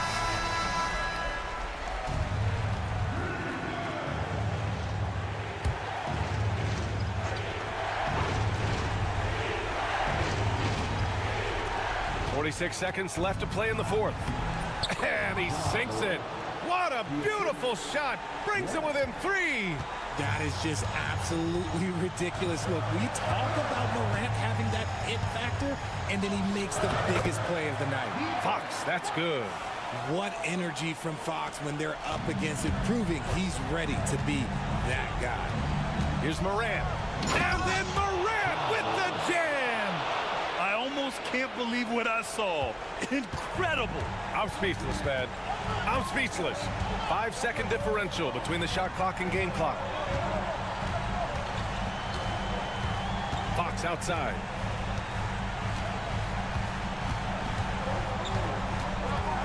Five to shoot. Shoots it from the high post. It falls! He is getting everything he wants. The defense is seemingly powerless to slow him down. It's sad.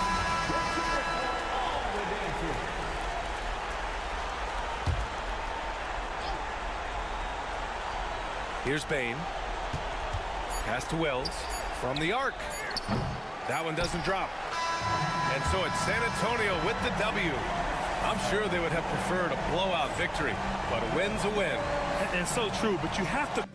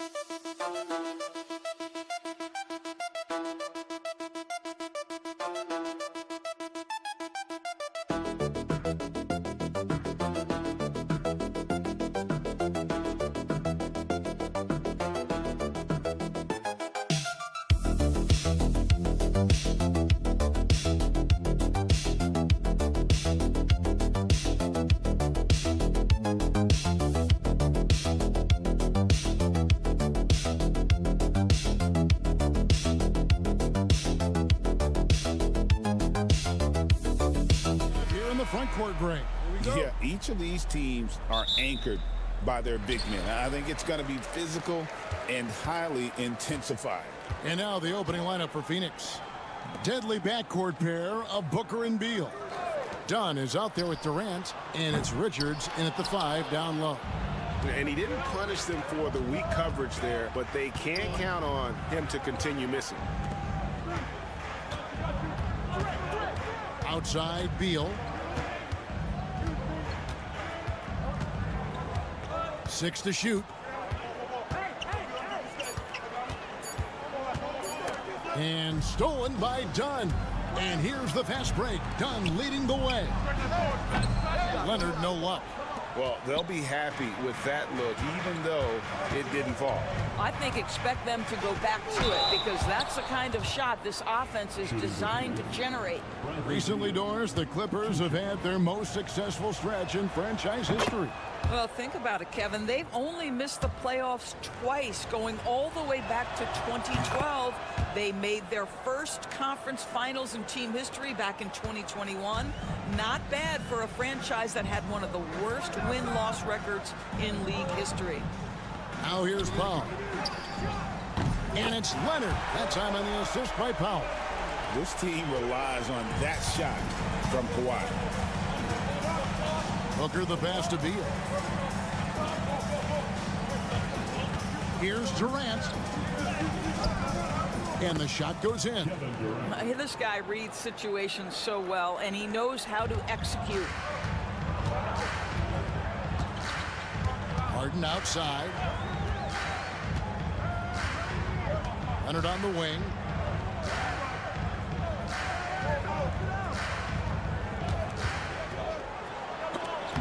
And Durant sends it back. It's pretty hard to shoot over a 9-foot standing reach. KD send it back. Outside for Beal. On the wing, Booker, guarded by Harden. Hits the jumper in space. You can't just stop when there's a pick set up. Gotta fight over it as a defender.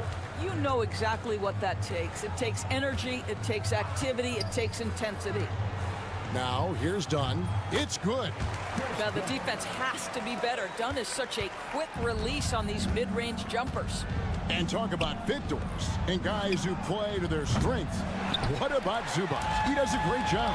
He does, Kevin. A 7-footer who wants to play like a 7-footer. He's an outstanding rebounder. He doesn't need the ball offensively.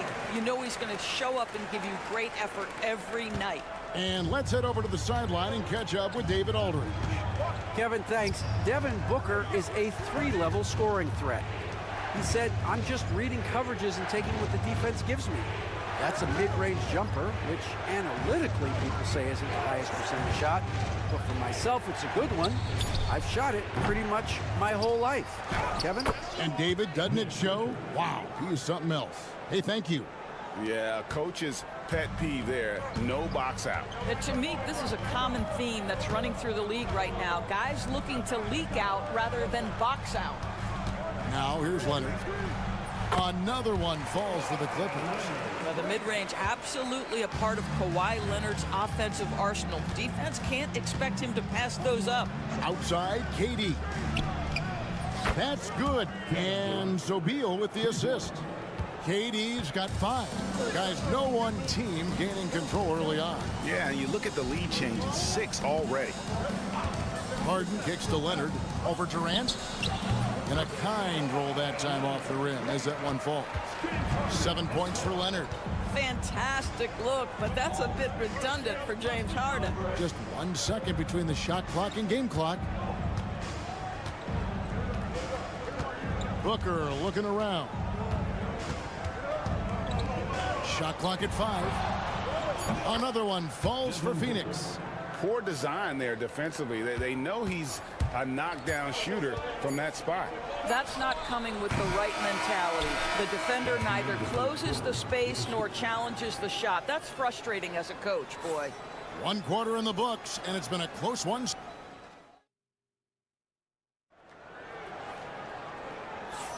And if you're just tuning in, it's been a pretty even game through the first quarter.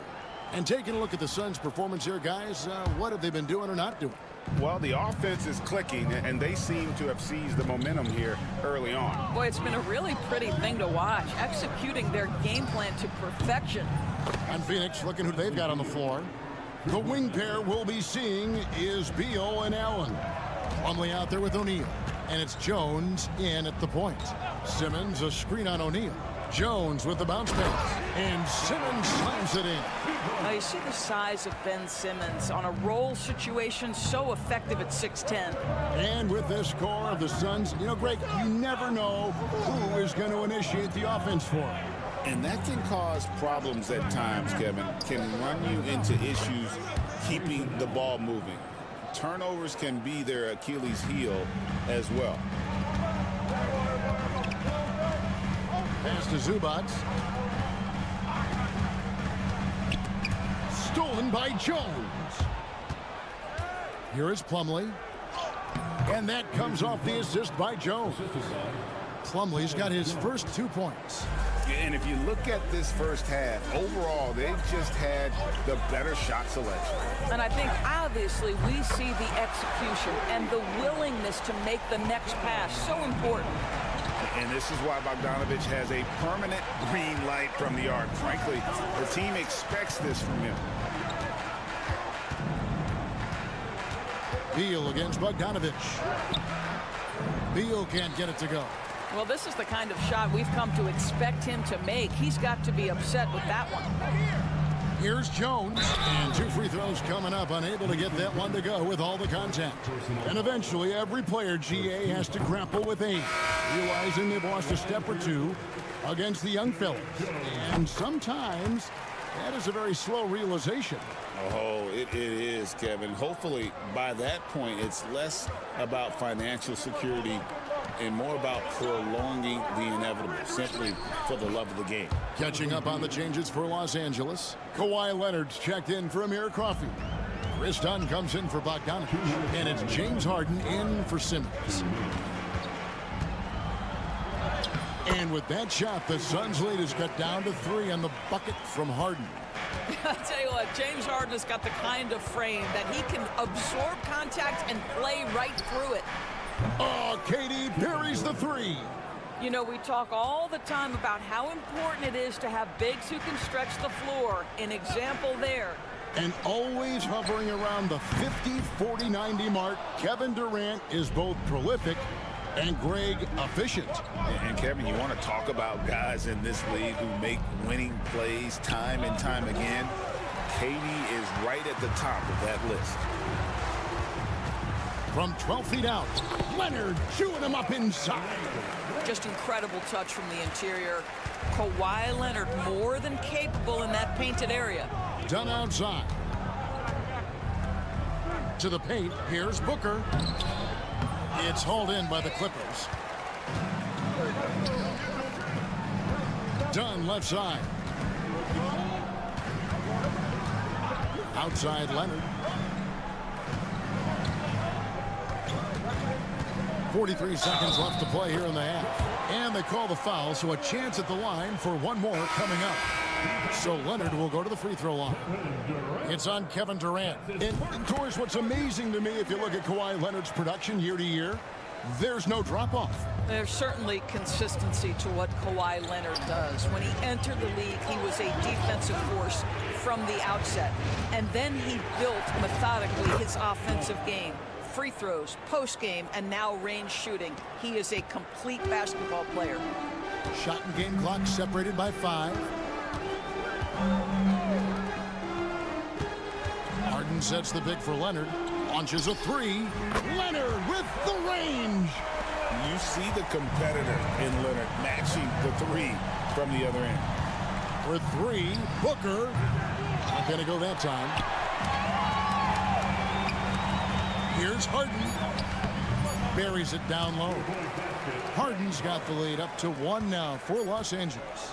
Taking back the lead once more. Give these teams credit. Man, they are back. Neither team willing to give an inch, and neither able to seize the momentum. This has been a fascinating one to watch. Thank you, David, for that interview, and we'll see you back here after the break for third quarter basketball.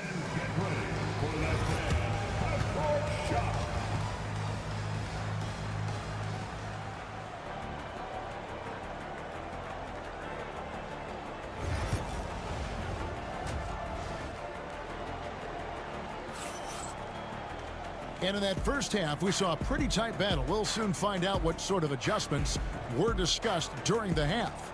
Kawhi Leonard really has his fingerprints all over this one. You just love the patience in that first half. Waited until he got the look he wanted. You know, as a coach, you can preach good shot selection, but it's up to the players to execute, and this guy has done just that. We'll see Powell and Leonard play in the forward spots. Dunn is out there with Harden, and it's Zubac in at the pivot spot manning the middle. So that's the lineup on the floor for the Clippers. Powell against Beal. Powell, no one around him. Another one falls for the Clippers. Okay, we see the mid-range game of Norman Powell starting to take shape, doing work. And with an update from the sidelines, let's check in with David Aldridge. Kevin, the Clippers are inaugurating their new arena this season, and they're set to host the All-Star Game next season. It will mark the 7th time that the LA area has hosted the All-Star facilities.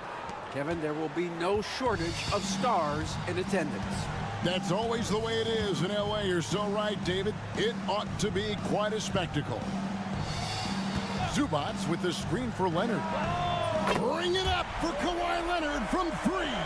Well, you're working the two-man game with Kawhi Leonard as your primary target. That's the first guy you need to stop. And timeout is called by Mike Budenholzer. He's going to have a discussion here on the sideline. Doris, with what he's done in the NBA, Kawhi Leonard seems to be a lock for the Hall of Fame.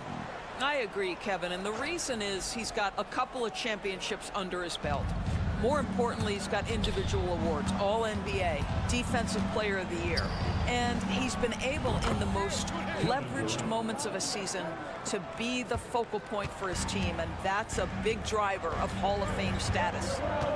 Done outside. Harden with a screen on Beal. Dunn dishes to Leonard. That's in, coming off an assist from Dunn.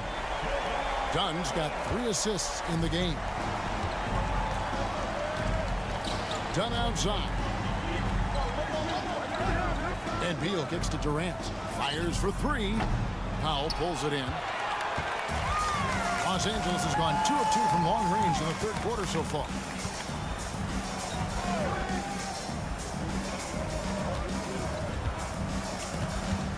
The 17-footer.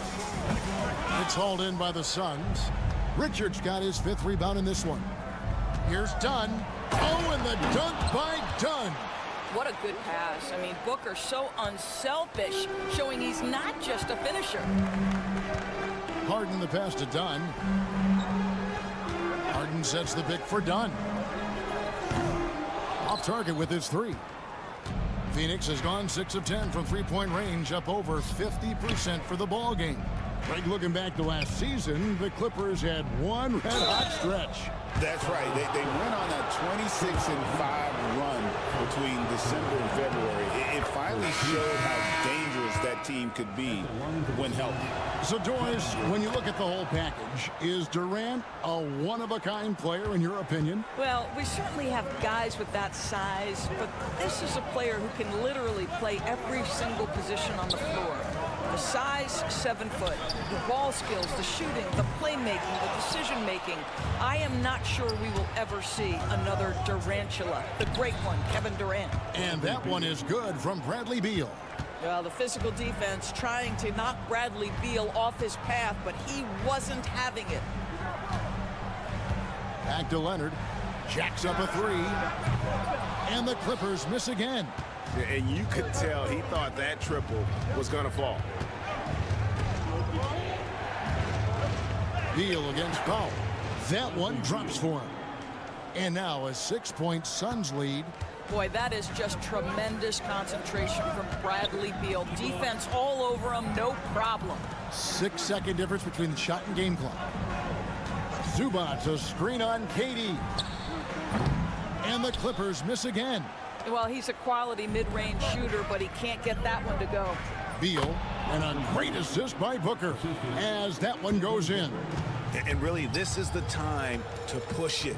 Try to extend that lead. You know, they can make things much easier on themselves in the fourth if they just have a few more possessions like that. Unselfishness can be infectious. Terrific teamwork. And a great show through 3 quarters as we enter the fourth. Who will carry the day? Suns lead by 5. And we're coming back in just a moment. And let's take this opportunity now to show you our State Farm assist of the game. Just true artistry right there. I mean, great decision on where to go with the ball, and how about the perfect delivery? We call that putting it right in the pocket, and he knew what to do with it once it was there. Well, what a terrific game it's been so far, with this fourth quarter sure to bring more pressure-packed basketball. Setting the floor for the Suns, Dunn is out there with Royce O'Neal. Then it's Plumlee. Then it's Tyus Jones. And it's Booker in at the 2. Jones the pass to Booker. Back to Jones. Dunn with a screen on Dunn. Down to 5 on the shot clock. Rebound by the Clippers.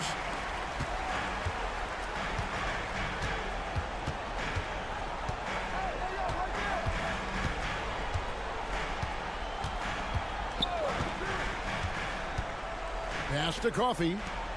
A 3 from Leonard. Plumlee with the rebound.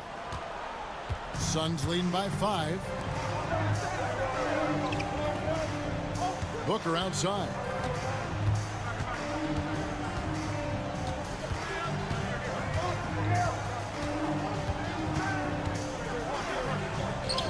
Fantastic finish by Booker. Yeah, the thing about Booker, not necessarily the quickest twitch athlete. He uses that smooth handle to gain separation. And Tyronn Lue calls timeout. He's very aware of the timing here and the significance of getting things squared away with his team. And Los Angeles with some changes. Zubac is checked in for Jones. Powell comes in for Amir Coffey. And it's James Harden in for Bogdanovich. And then for Phoenix, Nick Richards. He's checked in for Plumlee. Kevin Durant comes in for O'Neal. And Bradley Beal subbed in for Jones. Right now, let's send it over to the sidelines and get a report from David Aldridge.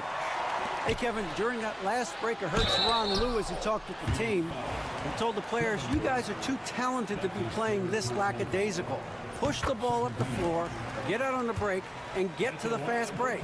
Guys, we'll see if they can get it done. Thanks, David. Known for his incredible defense, Leonard's huge hands and timing really helped make an impact on that end.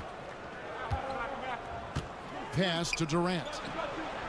Good. A nice assist from Booker. Durant's got 9 points now in just the second half. Well, this is what you're trying to do. Put the game away. And he hasn't forced much tonight. I love the efficiency he's giving to them. There's a certain resiliency to this team, and you're starting to see it. No doubt, keeping it very close. They're going to have to step up even more to get over the hump here. Durant way outside. It's hauled in by Zubac. Zubac has got rebound number 5 here tonight. In the corner, Powell with it. Dunn finds Leonard. Kawhi tangles him up inside. Showing no hesitation and in a huge moment. Kawhi wants the ball when they need a bucket. Here's Booker. And boy, that looked like goaltending. Yes, it is. And so they will award the basket there. That's a very close call. I'm sure he thinks it's a clean block, but looks like it was on the way down. Leonard down the lane. And he drops in the layup off the glass. Leonard's got 30. Kawhi all business right now. Defense better get started. It's going to be a long night. Here's Booker. Here he goes. It's hauled in by Zubac. Zubac has got 6 rebounds in the game. A 3 from Leonard. Knocks down the 3-ball.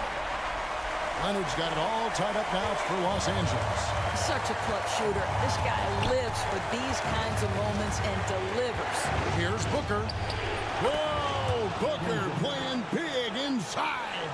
It's one thing to know your team counts on you to deliver big buckets. It's another to take that responsibility and run with it. Go ahead, Mr. Booker. Here's Leonard. The rebound by Richards. And so Booker will bring it up for the Phoenix Suns. Pass to Richards. Beal against Dunn. And you can't get a bigger bucket than that. I'll tell you, it takes confidence to pull the trigger in that situation. You love guys who relish the moment. Here's Leonard. And it's Phoenix with the rebound. And they go to the intentional foul.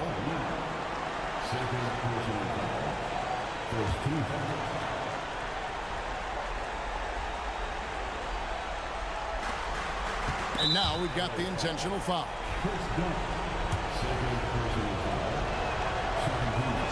So the first one drops, and that puts them up by 5. And he hits both free throws here. So now it's a 6-point ball game. Well, you want to continue to build the lead, so a very productive trip to the line right there.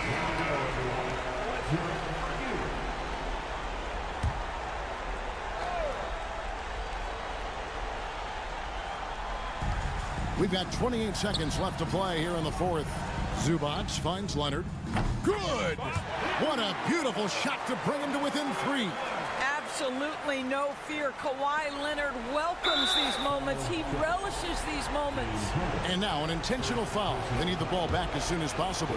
Yeah, you can't let them hold the ball and just milk those last seconds away. He drops the first one, and that gives them a 4-point cushion. And a tough break is his second attempt at the line. No good. They've got to take the first good shot they can find. And they've got to be efficient with the clock. Quick score, quick foul. And no matter what they've tried, the D just has not been able to deny them the ball inside. They're going to prolong the game here with an intentional foul. No choice but to foul there, but he's probably the last guy you want to see on the line. And he misses the first one. Boy, he wanted that one to fall. He's able to hit the second one, and that makes it a 3-point lead. A 3 and nothing but a 3 will do here. You've got to keep your composure and execute to get a quality look from 3. Done outside. And so it's Phoenix who scrape by with the win. They break the hearts of every fan in the building with a dramatic late. All right, David, thank you. Thank you for joining us. That'll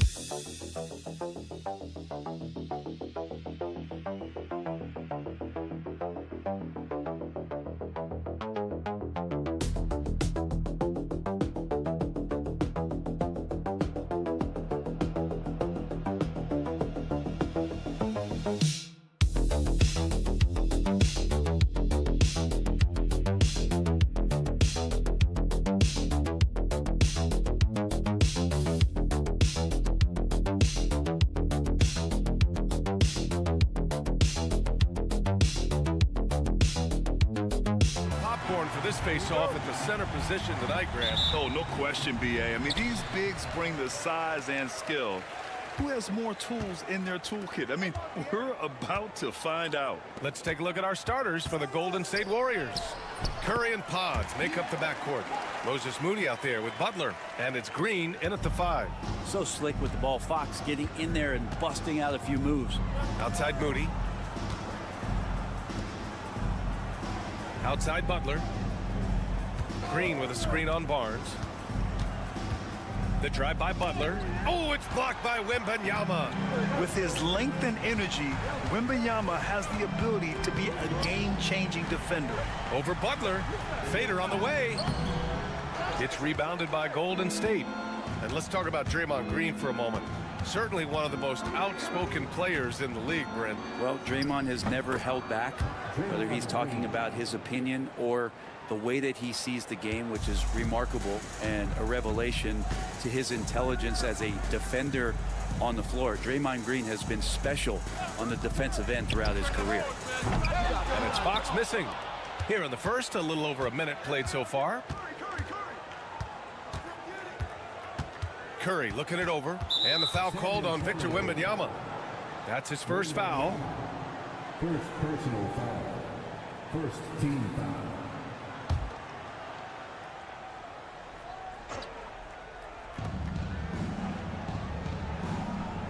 Outside Pajemski. Green, a screen. Clock at 6. Lets it go from deep. Pajemski's shot is good. That's a great pass from Draymond Green. Just understands where his guys are going to be. Outside Barnes. Pass to Wembanyama. The 3. That's in. Coming off an assist from Barnes. It's clear there's a lot of pride on the line in this one. Not always the best scenario, but in this game, pride takes over. You score on me, I'm going to come back and score on you. Now here's Curry. Nice start for him, sinking his first shot.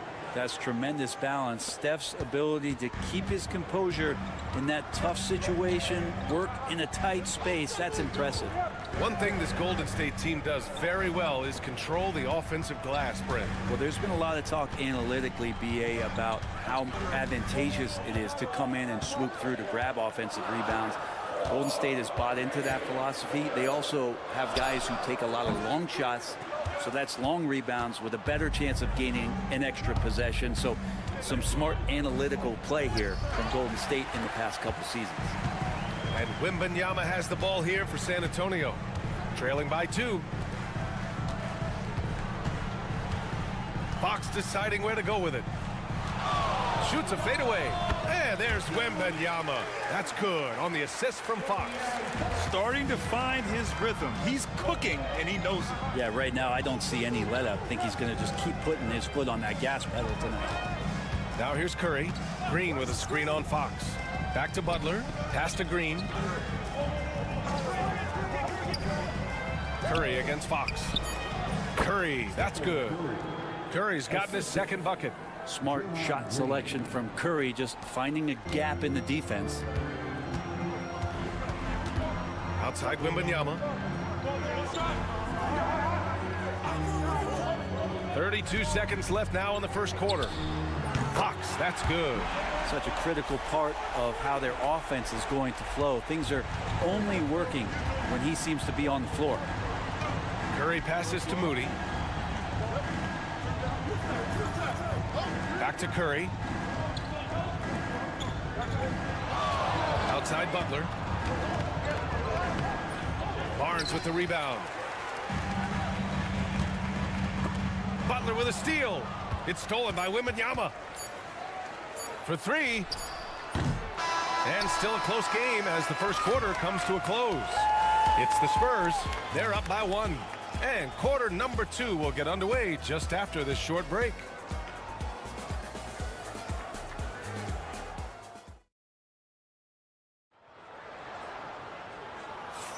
And this has been a fairly close game through the first quarter. We'll see what happens here in the second. All right, guys, before we move on, what do you think about the Spurs at this point? We all know good ball movement is what most coaches harp on, and their passing's been excellent so far. Well, everybody just feeling the energy of the basketball as they moved it around, and lots of hands were touching it. On the floor for the Warriors. Curry and Hield to the sharpshooting backcourt. Kuminga is out there with Trace Jackson-Davis, and it's Payton in at the small forward position. Now here's Fox.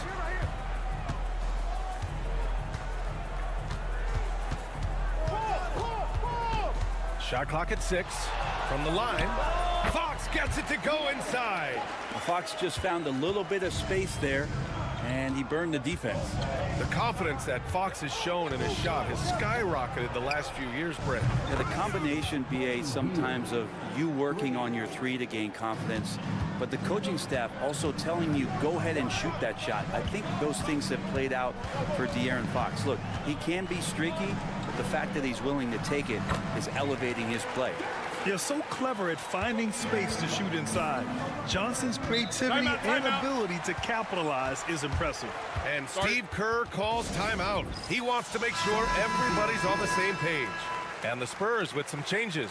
Harrison Barnes comes in for Champagny, and Castle subbed in for Paul. Draymond Green, he's checked in for the Warriors. Pajemski comes in for Hield. Now here's Curry. Payton passes to Green. Here's Kuminga. Lets the three fly. Rebounded by Fox. Inside. Here's Johnson. And the shot goes down. The competitiveness of Johnson, simply unmatched. And a look now at how the offensive approach has been going here so far for San Antonio. Well, hey, guys, I mean, can we talk about how unselfish they've been? Just racking up the assist numbers, moving it around with great precision. Getting to the inside is really important, but it's how close you can get to the basket. It feels like these guys are all around the rim in their attack tonight. Now here's Curry. And the Warriors miss again. And here in the second, 2 minutes gone by. Pass to Barnes. Sohan outside. Now Fox. Three-pointer. Boom! Fox with a triple. Well, Brent, we hear the term empty stats ever so often. What are your thoughts about that phrase? BA, when you play such a long season, there are going to be nights where the game is not all that competitive. But we also know that throughout the course of long seasons, there are teams that are not going to be competitive.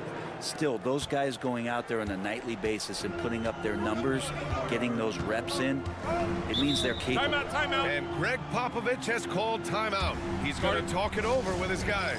And Brent, you've always seen the flashes, but now it seems the game is slowed down for Kuminga. Well, BA, a lot of fans clamoring for Kuminga to get minutes even earlier on, but the Warriors took a very slow approach to his development, and now you're starting to see some of that athleticism and strength and some of that patience paying off for Jonathan Kuminga. Now here's Pajemski. Outside Hield. Three-pointer. Another three for Golden State. Well, that's a guy you want to find, Buddy Hield, with the response from three. Pass to Castle. Here's Fox. 13 points in the game.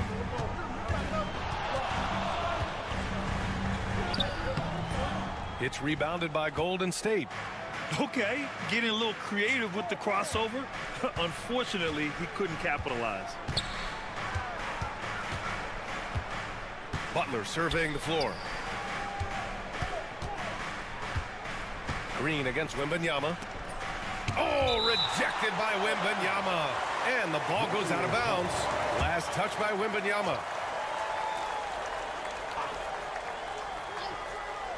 Closing in on 4 minutes played here in the second quarter.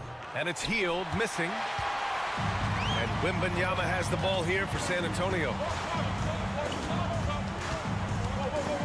Barnes in the post. Butler covering. And Harrison Barnes in great body control on that possession, just working against the defender. These are his first free throws of the game. Both good from the line that time. There's 14 seconds left in the second. Butler against Barnes. The gritty finish from Butler there. If the defender is giving him that much space, the points are inevitable. 1 second left. The shot, no good. And so it's De'Aaron Fox making highlights for San Antonio. Hit a couple from downtown this quarter. All right, Allie's ready to go. Thanks, Allie. After the break, we'll see you right back here to begin quarter number 3.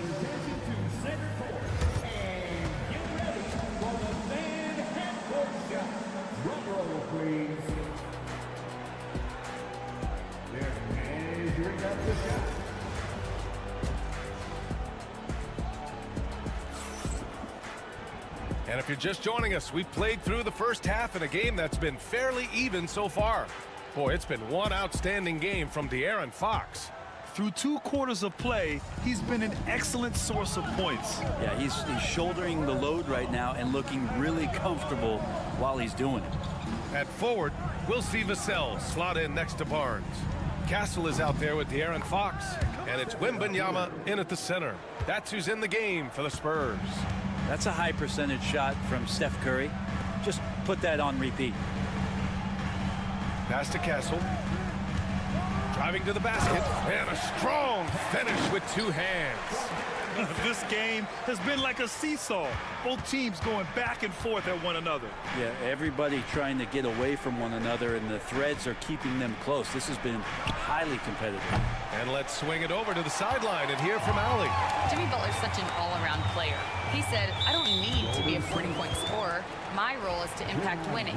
I just control what I can control in the end, play the right way, stay aggressive, and do whatever it takes to get my team the win. And Brian, he is good at his job. Well, playoff Jimmy is a real thing, whether he'll admit it or not.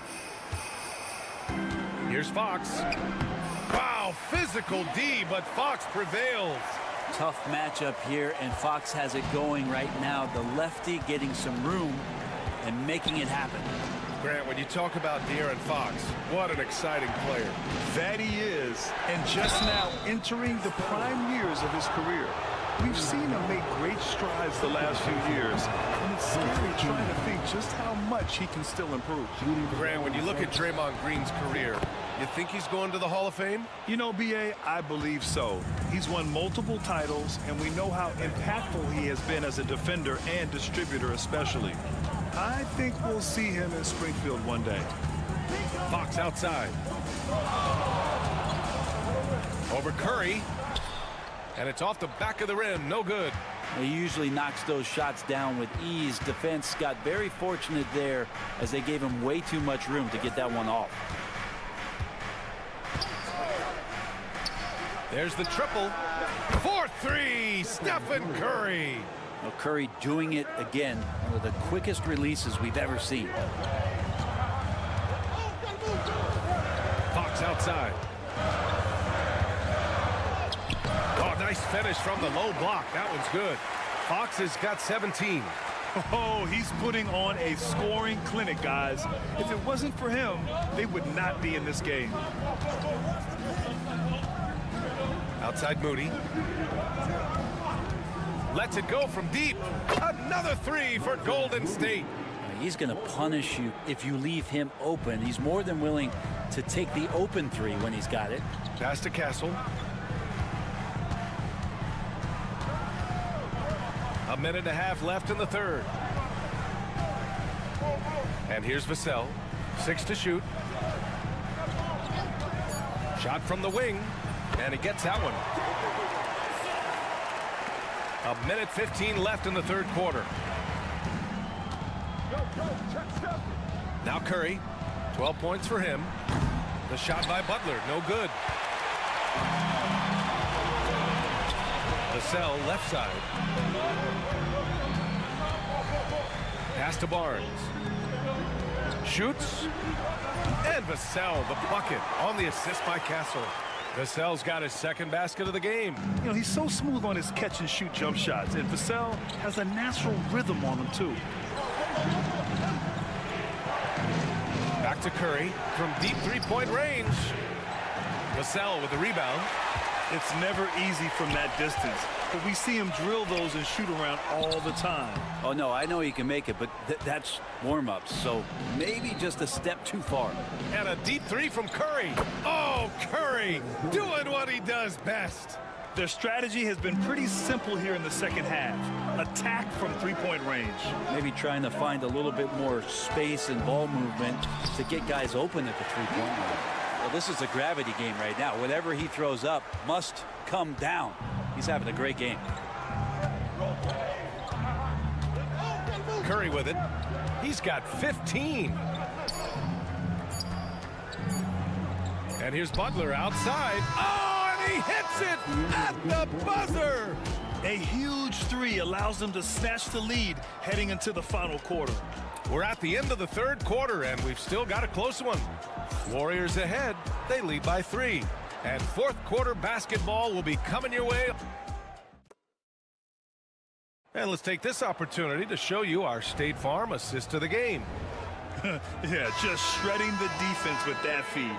Zero chance to stop that. That's what great passing will do for you right there, dissecting the defense with that play. And with 3 quarters behind us, we'll start the fourth in what is still anybody's ball game. On the court for Golden State to start the fourth. Curry and Heel to the sharpshooting backcourt. Kuminga is out there with Gary Payton II, and it's Jackson Davis in at the center position with the step back. Oh, Curry, what a tough finish. This is just not a surprise. Steph Curry is having a massive offensive game. Fox outside. And scores off the crossover. Fox has got 21 points in the game. In crunch time, trying to get the foul, the bucket, or both. Pass to Jackson Davis. Here's Curry.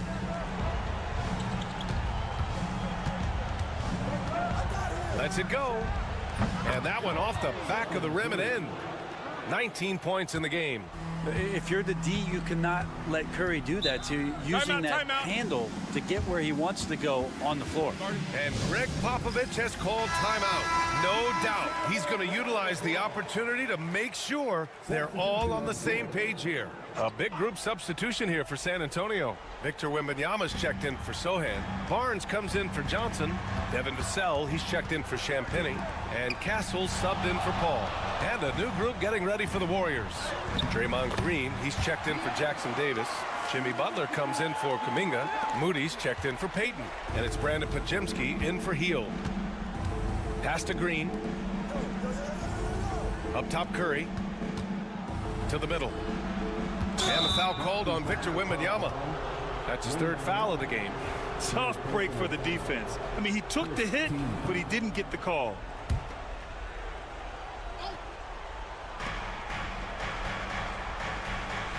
Outside Podziemski. Shot clock at 5. Golden State needs to get off a shot. Moody misses. The Spurs have gone a perfect 3 for 3 here in the fourth.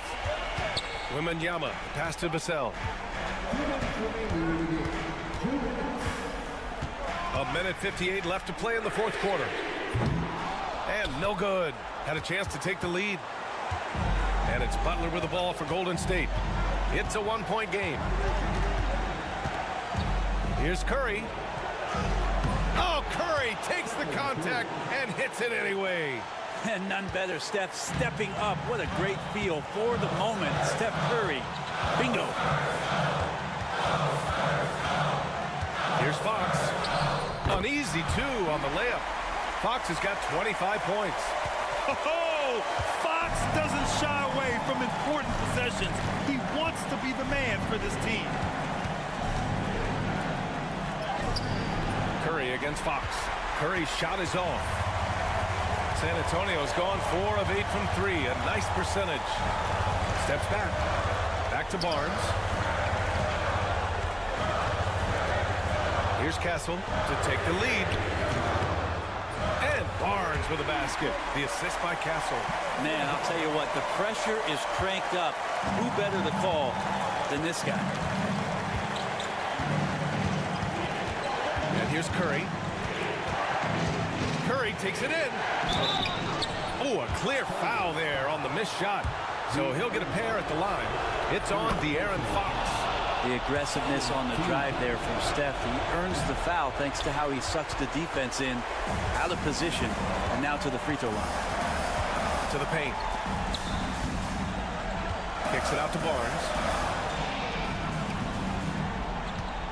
Curry against Fox. Shoots over Curry. The putback. How about the hop from Fox? Fox stepping up in the clutch here. And Steve Kerr calls timeout. The pressure is on, and he's got a plan to share with his guys. Let's hear from our analyst. Give us your take on the strategy being discussed right now.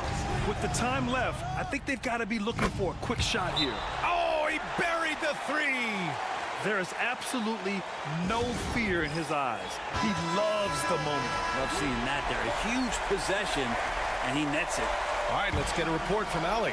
Well, over the break, I listened in on Greg Popovich's huddle. He was very passionately telling his team, don't give them an inch when they have the ball. This game is going to come down to defense. I need you guys to work hard and close this one out. Guys? All right, appreciate it, Allie. That's an important bucket. Timeout. Now they have to guard the perimeter tight. No threes at all. And Steve Kerr calls timeout. Great time to call his guys into the huddle at a very tense moment in this game. What's the best strategy for him? A chance to tie it up here. Well, they just need a solid play right now, and Coach going through his index cards to find one to get something going. The three from Curry. No good from three-point range. And they commit an intentional foul. We'll see another one of those, so they get into the penalty. Yeah, and that was a smart move. I mean, you have to foul right there. You just don't want them to run out the clock. And so they choose to intentionally foul.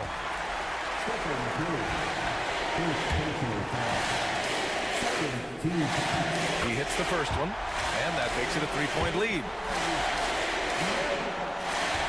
And he cannot convert on the second. That misses. And so it's San Antonio who scraped by with the win. That was an incredible night of hoops. A tremendous finish. They waited until the very last moment to seal it. And so many times.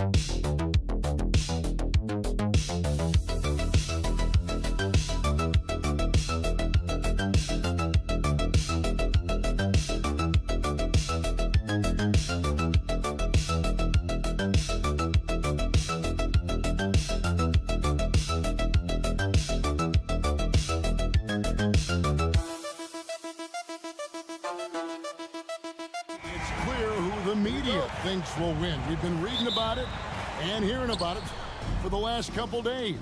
Yeah, but Kevin, you know, none of us in the media know what we're talking about. It's just a lot of speculation. And look, it's a cliche, but it's also true. The games aren't won on paper, they're won out on the court, and anyone in the NBA can beat anyone else on a given night. Which makes me look forward to this one. Absolutely. Look at the opening lineup for the Memphis Grizzlies. Morant is the point, with Bane out on the wing. Jaren Jackson is out there with Wells, and it's Edey in at center. On the clock, 17-foot shot on the way, and he gets the jumper to drop. Now that's a high percentage look when the D doesn't fight over the screen. Yeah, it's certainly worth it to disrupt the offense. Coaches notice that extra effort. Now here's Morant, and finished off by Morant. Just superior focus from Morant. His determination is what allows him to convert through contact. You can see, and Coach, you can feel John Morant's star power, and His presence on the floor is such a factor. It affects the game. Yeah, it sure does. And it even affects the energy in the building. His play is so dynamic, athletic, energetic. I mean, you can't sit and watch a Ja game. He's going to get you on your feet. He is one of a kind for sure. And it's the Grizzlies with the ball. The Thunder making the shot. Back to Morant. Jackson, a screen on Gilgeous-Alexander. Morant reaches to Jackson. He can't get that one. And not allowing the shooter even an inch of breathing room on that one. There's no air space there whatsoever. That's as close as you can get without foul. Over in the corner, Dort. Here's Holmgren. Rebounded by Jackson. Grizzlies have gone 2 of 3 here to start out the game. Wells kicks to Morant. Pass to Bane. Jackson setting the pick here for Bane. The three-pointer off the mark. And here's Gilgeous-Alexander outside. Drains it from beyond the arc. Well, this is why SGA is a focal point of this offense, because of that ability to score. And Memphis making a change here.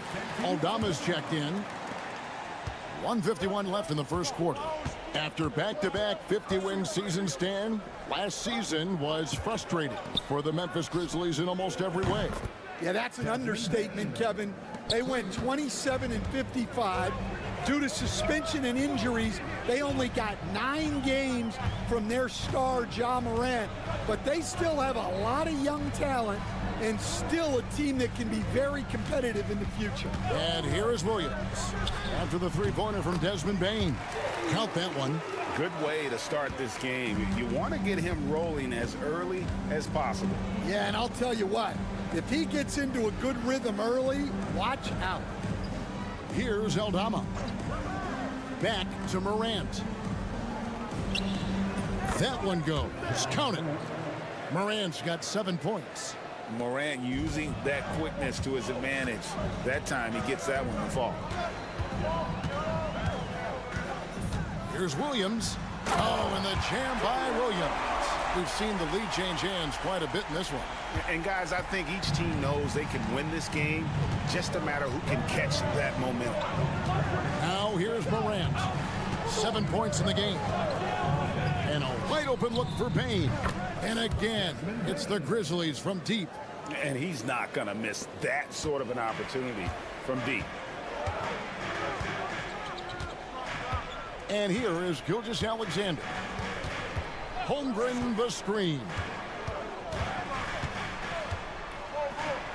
Gilgeous-Alexander against Morant. And the basket by Gilgeous-Alexander. And the move and the basket. SGA has the defense shook. Morant outside.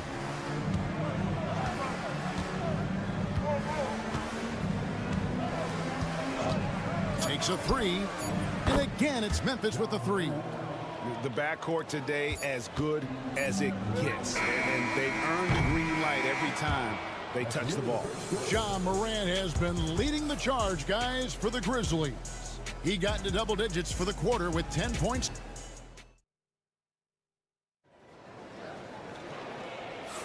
And this has been a fairly close game through the first quarter, and we'll see what happens here in the second.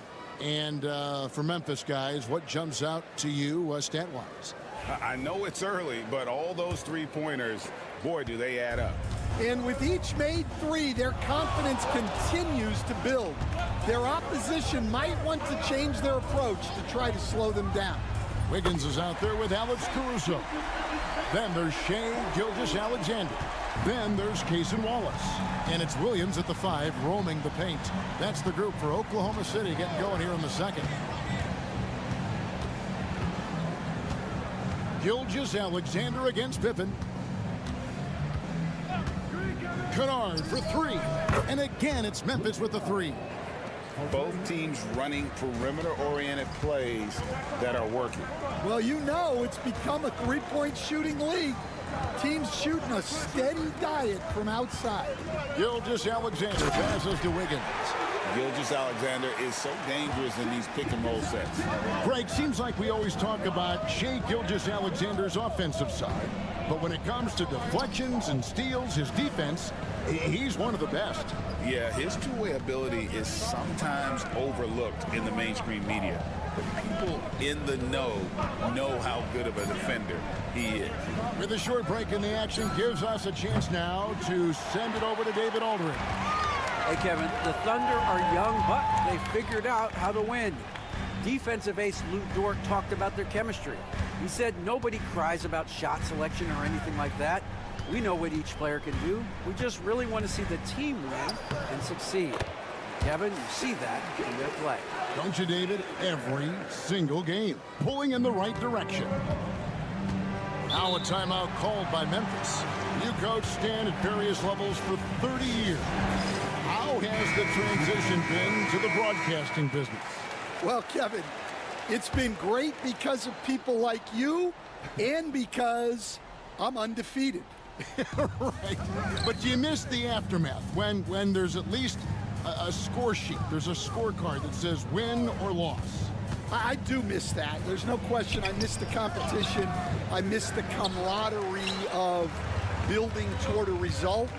But I've started to get some of that in broadcasting as I've gotten to know my partners better. Well, it's great being your partner. Likewise. Outside Jackson. There's a minute 47 left in the second quarter. And that one's good. Morant's got 12 points in the game. Good job of stepping up to the plate there, seizing back the momentum for his team. Yeah, plenty of lead changes in this game. It's gone back and forth.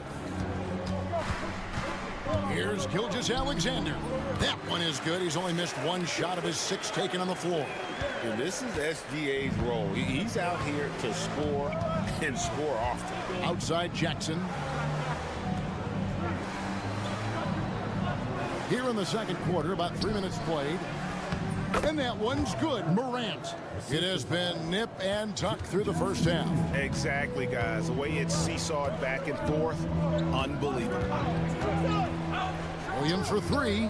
Got it for his 4th field goal of the game on just 5 shots. Well, he can beat you in a lot of ways. Very challenging to defend. Outside Jackson. And a little under 3.5 minutes elapsed in the second quarter of play. And it's Morant missing. For Oklahoma City, they've gone 5 of 6 so far from the field in the second quarter. And good that time. And now a 4-point Oklahoma City lead. And good work inside. SGA will make more room for himself on the perimeter when he can be effective down low. Back to Morant. Lays it up and banks it in. 16 points for John Morant. And really, it's been a major aspect of their offense in the early stages here. Their success working the ball inside and getting points from close range. It's Dort on the wing, and the Thunder another 3.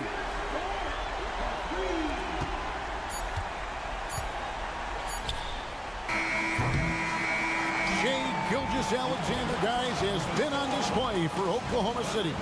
He finishes with 9 points in the quarter. The D is having all sorts of problems with him. Back right after this.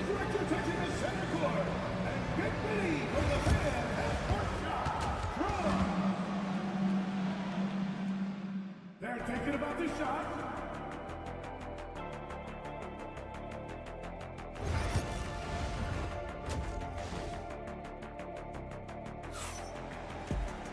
And if you're just joining us, we've played through the first half in a game that's been fairly even so far. Guys, John Morant has been sensational. Man, he's been running wild on him through that first half. Absolute dynamite on offense. Yeah, and in terms of slowing him down, I think they're going to have to change things up. Give him some different looks.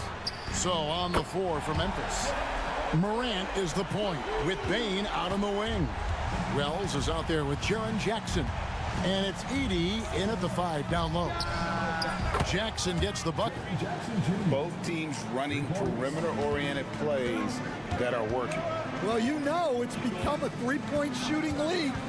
team's shooting a steady diet from outside.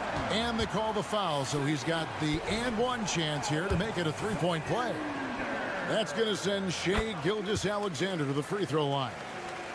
That one's on Morant. Nearly automatic. Gilgeous-Alexander, no slouch from the line. Morant scanning the floor.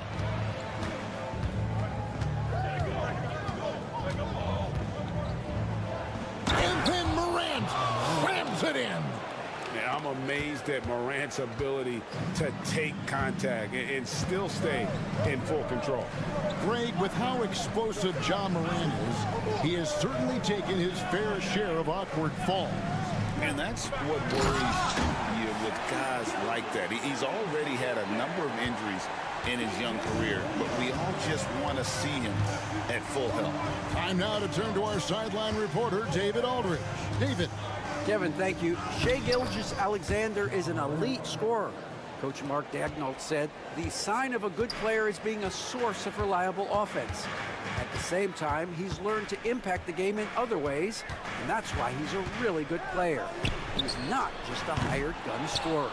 Kevin? Totally agree, D.A. He is a franchise cornerstone type of guy. And we thank you for the report. Buries the long-range jumper. Baines got 9. Well, Morant's acrobatics often get the attention, but his passing is also elite. And Mark Daigneault calls timeout here. Looking for a breather and maybe just one or two things to talk about. Alex Caruso, he's checked in for Holmgren. 2 minutes into the second half of play now. Now, here's Gilgeous-Alexander. 19 points in the game. Hartenstein with a screen on Morant. 6 on the shot clock. Here's Gilgeous-Alexander. And a lot of contact on that one, so he'll shoot 2 here. Stan, we talk about this every night. So much great young talent coming into the NBA. Is there one player, though, in particular, who right now stands out to you? Well, I have to say, Kevin, Victor Wembanyama. I don't know that we have ever seen a guy of that size do the things that he does. Now, you can say, well, what about Nikola Jokic? Well, Nikola Jokic, first of all, is not Victor Wembanyama's size. And then Victor's handle and his length, the guy's incredible. He's going to be the face of the NBA for a long, long time. Pass to Edey. Memphis moving it around. Morant against Gilgeous-Alexander. Morant outside. Shoots over Gilgeous-Alexander. And it's Morant missing. Well, that one should be in his wheelhouse, but just off the mark. Williams kicks to Gilgeous-Alexander. Fades back. Hits some rim on the way in, and the bucket's good. And it's a 6-point Oklahoma City lead. Memphis has gotten the 3 ball working for them in the second half. They've hit 3 out of 3 shots from long range. Here's Edey, defended by Caruso. Pass to Edey. Shoots over Caruso. And the Grizzlies tack on 2 more. In the third quarter with just over 3.5 minutes off the clock. Outside, Gilgeous-Alexander. We've got 13 seconds left in the third quarter of the game. 5 on the clock. And that one, good. Gilgeous-Alexander's got 25 points. Important points there. Got him on a nice play, getting the ball inside and right to the bucket. And so it's the Oklahoma City Thunder with their lead standing at 6 points here at the end of the quarter. They're pounding the ball. And while we can now, let's take a look at today's State Farm assist of the game. Yeah, an easy choice tonight. Look at the precision on this pass. Put it on a platter for him. Yeah, that's high-level playmaking. He makes it look easy, but it's not. And I know I speak for all of us when I say I can't wait to see what kind of finish awaits us here in the fourth quarter. We've got Williams. Jason Wallace is out there with Gilgeous-Alexander. Then it's Wiggins, and it's Caruso in at the 3 spot. That's the lineup in the game for Oklahoma City. And a moment to look at the scoring approach in terms of where the points are coming from for the Thunder. Well, you've got to like that they're not settling. They're attacking the defense on the drive and creating great looks. And all game long, they worked the ball inside. It's really worked well for them offensively. Pass to Bain. The shot's good on the assist by Pippen. And you can tell he's looking for his shot. He just believes in it. Well, yeah, and the defense is going to have to respond to that and chase him off the arc. Outside, Gilgeous-Alexander.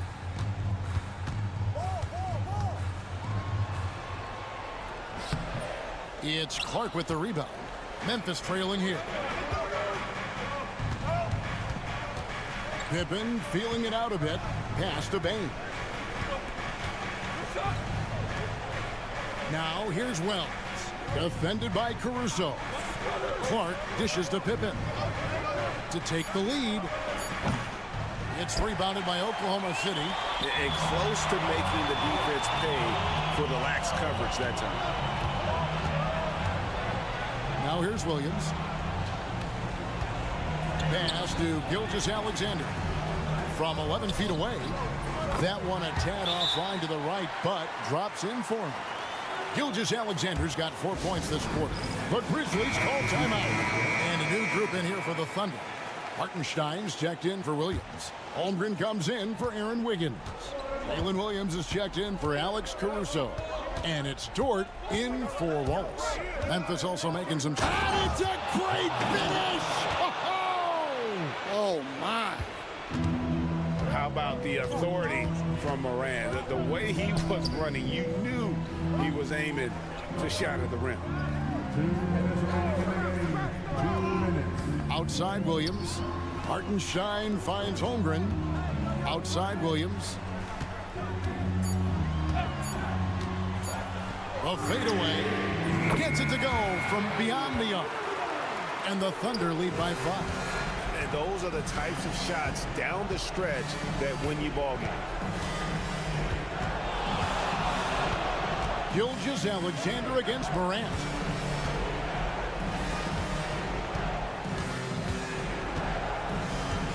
Pass to Bain. Good, and a nice assist from Morant. Morant's got his 5th assist in this one. And that was the right call. When you need a basket, go to the guys you trust the most. Yeah, he got a good look, and he calmly delivered for them. That's what you like to see. Here is Williams.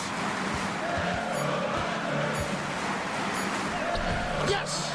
Locked and loaded tonight. Whenever he's got any kind of a decent look, he's knocked it down. And that's who you want to go to with the game on the line. Here's Morant. It's good. What a beautiful shot to bring him to within 3. A true leader. You can tell Morant takes pride in stepping up when it matters most. Hartenstein with the screen on Morant. Gilgeous-Alexander against Morant. No room for them to make a mistake here. You got to almost play perfect from here on out. Bain against Dort. Now 8 seconds separating the 2 clocks. And it's blocked. And they foul intentionally. They're going to have to do that now again and again. They're not in the penalty yet. Had to foul, and on that occasion to stop the clock. That's the enemy in this situation. Here's Gilgeous-Alexander. And an intentional foul right there. Second team foul. And no good as the first free throw missing for him. We'll see if he can nail the second. And he ends up making the second, and that gives them a 4-point cushion. Timeout called, the Grizzlies. 16 seconds left in the fourth quarter. What do you think we're going to see coming out of this timeout? An uphill climb. They need everything to break their way. Well, I'm sure they'll run a play they believe in. If it works, I say try for the steal, and if you don't get it, immediate foul. And they need to stop the clock, so there's a foul. You have the foul, but I'm sure they would have liked to foul someone different. And so both free throws are good, and it's a 6-point ball game. And that'll just about do it. Coming through at the line in a big spot. Here's Bain. Count it. Well, you wonder why we're seeing so many points tonight. Just look at the D. Not a lot of resistance, and trying to just outscore other teams, generally not the best recipe for long-term success. So a close game sees Oklahoma City taking this one. It was up for grabs right until the...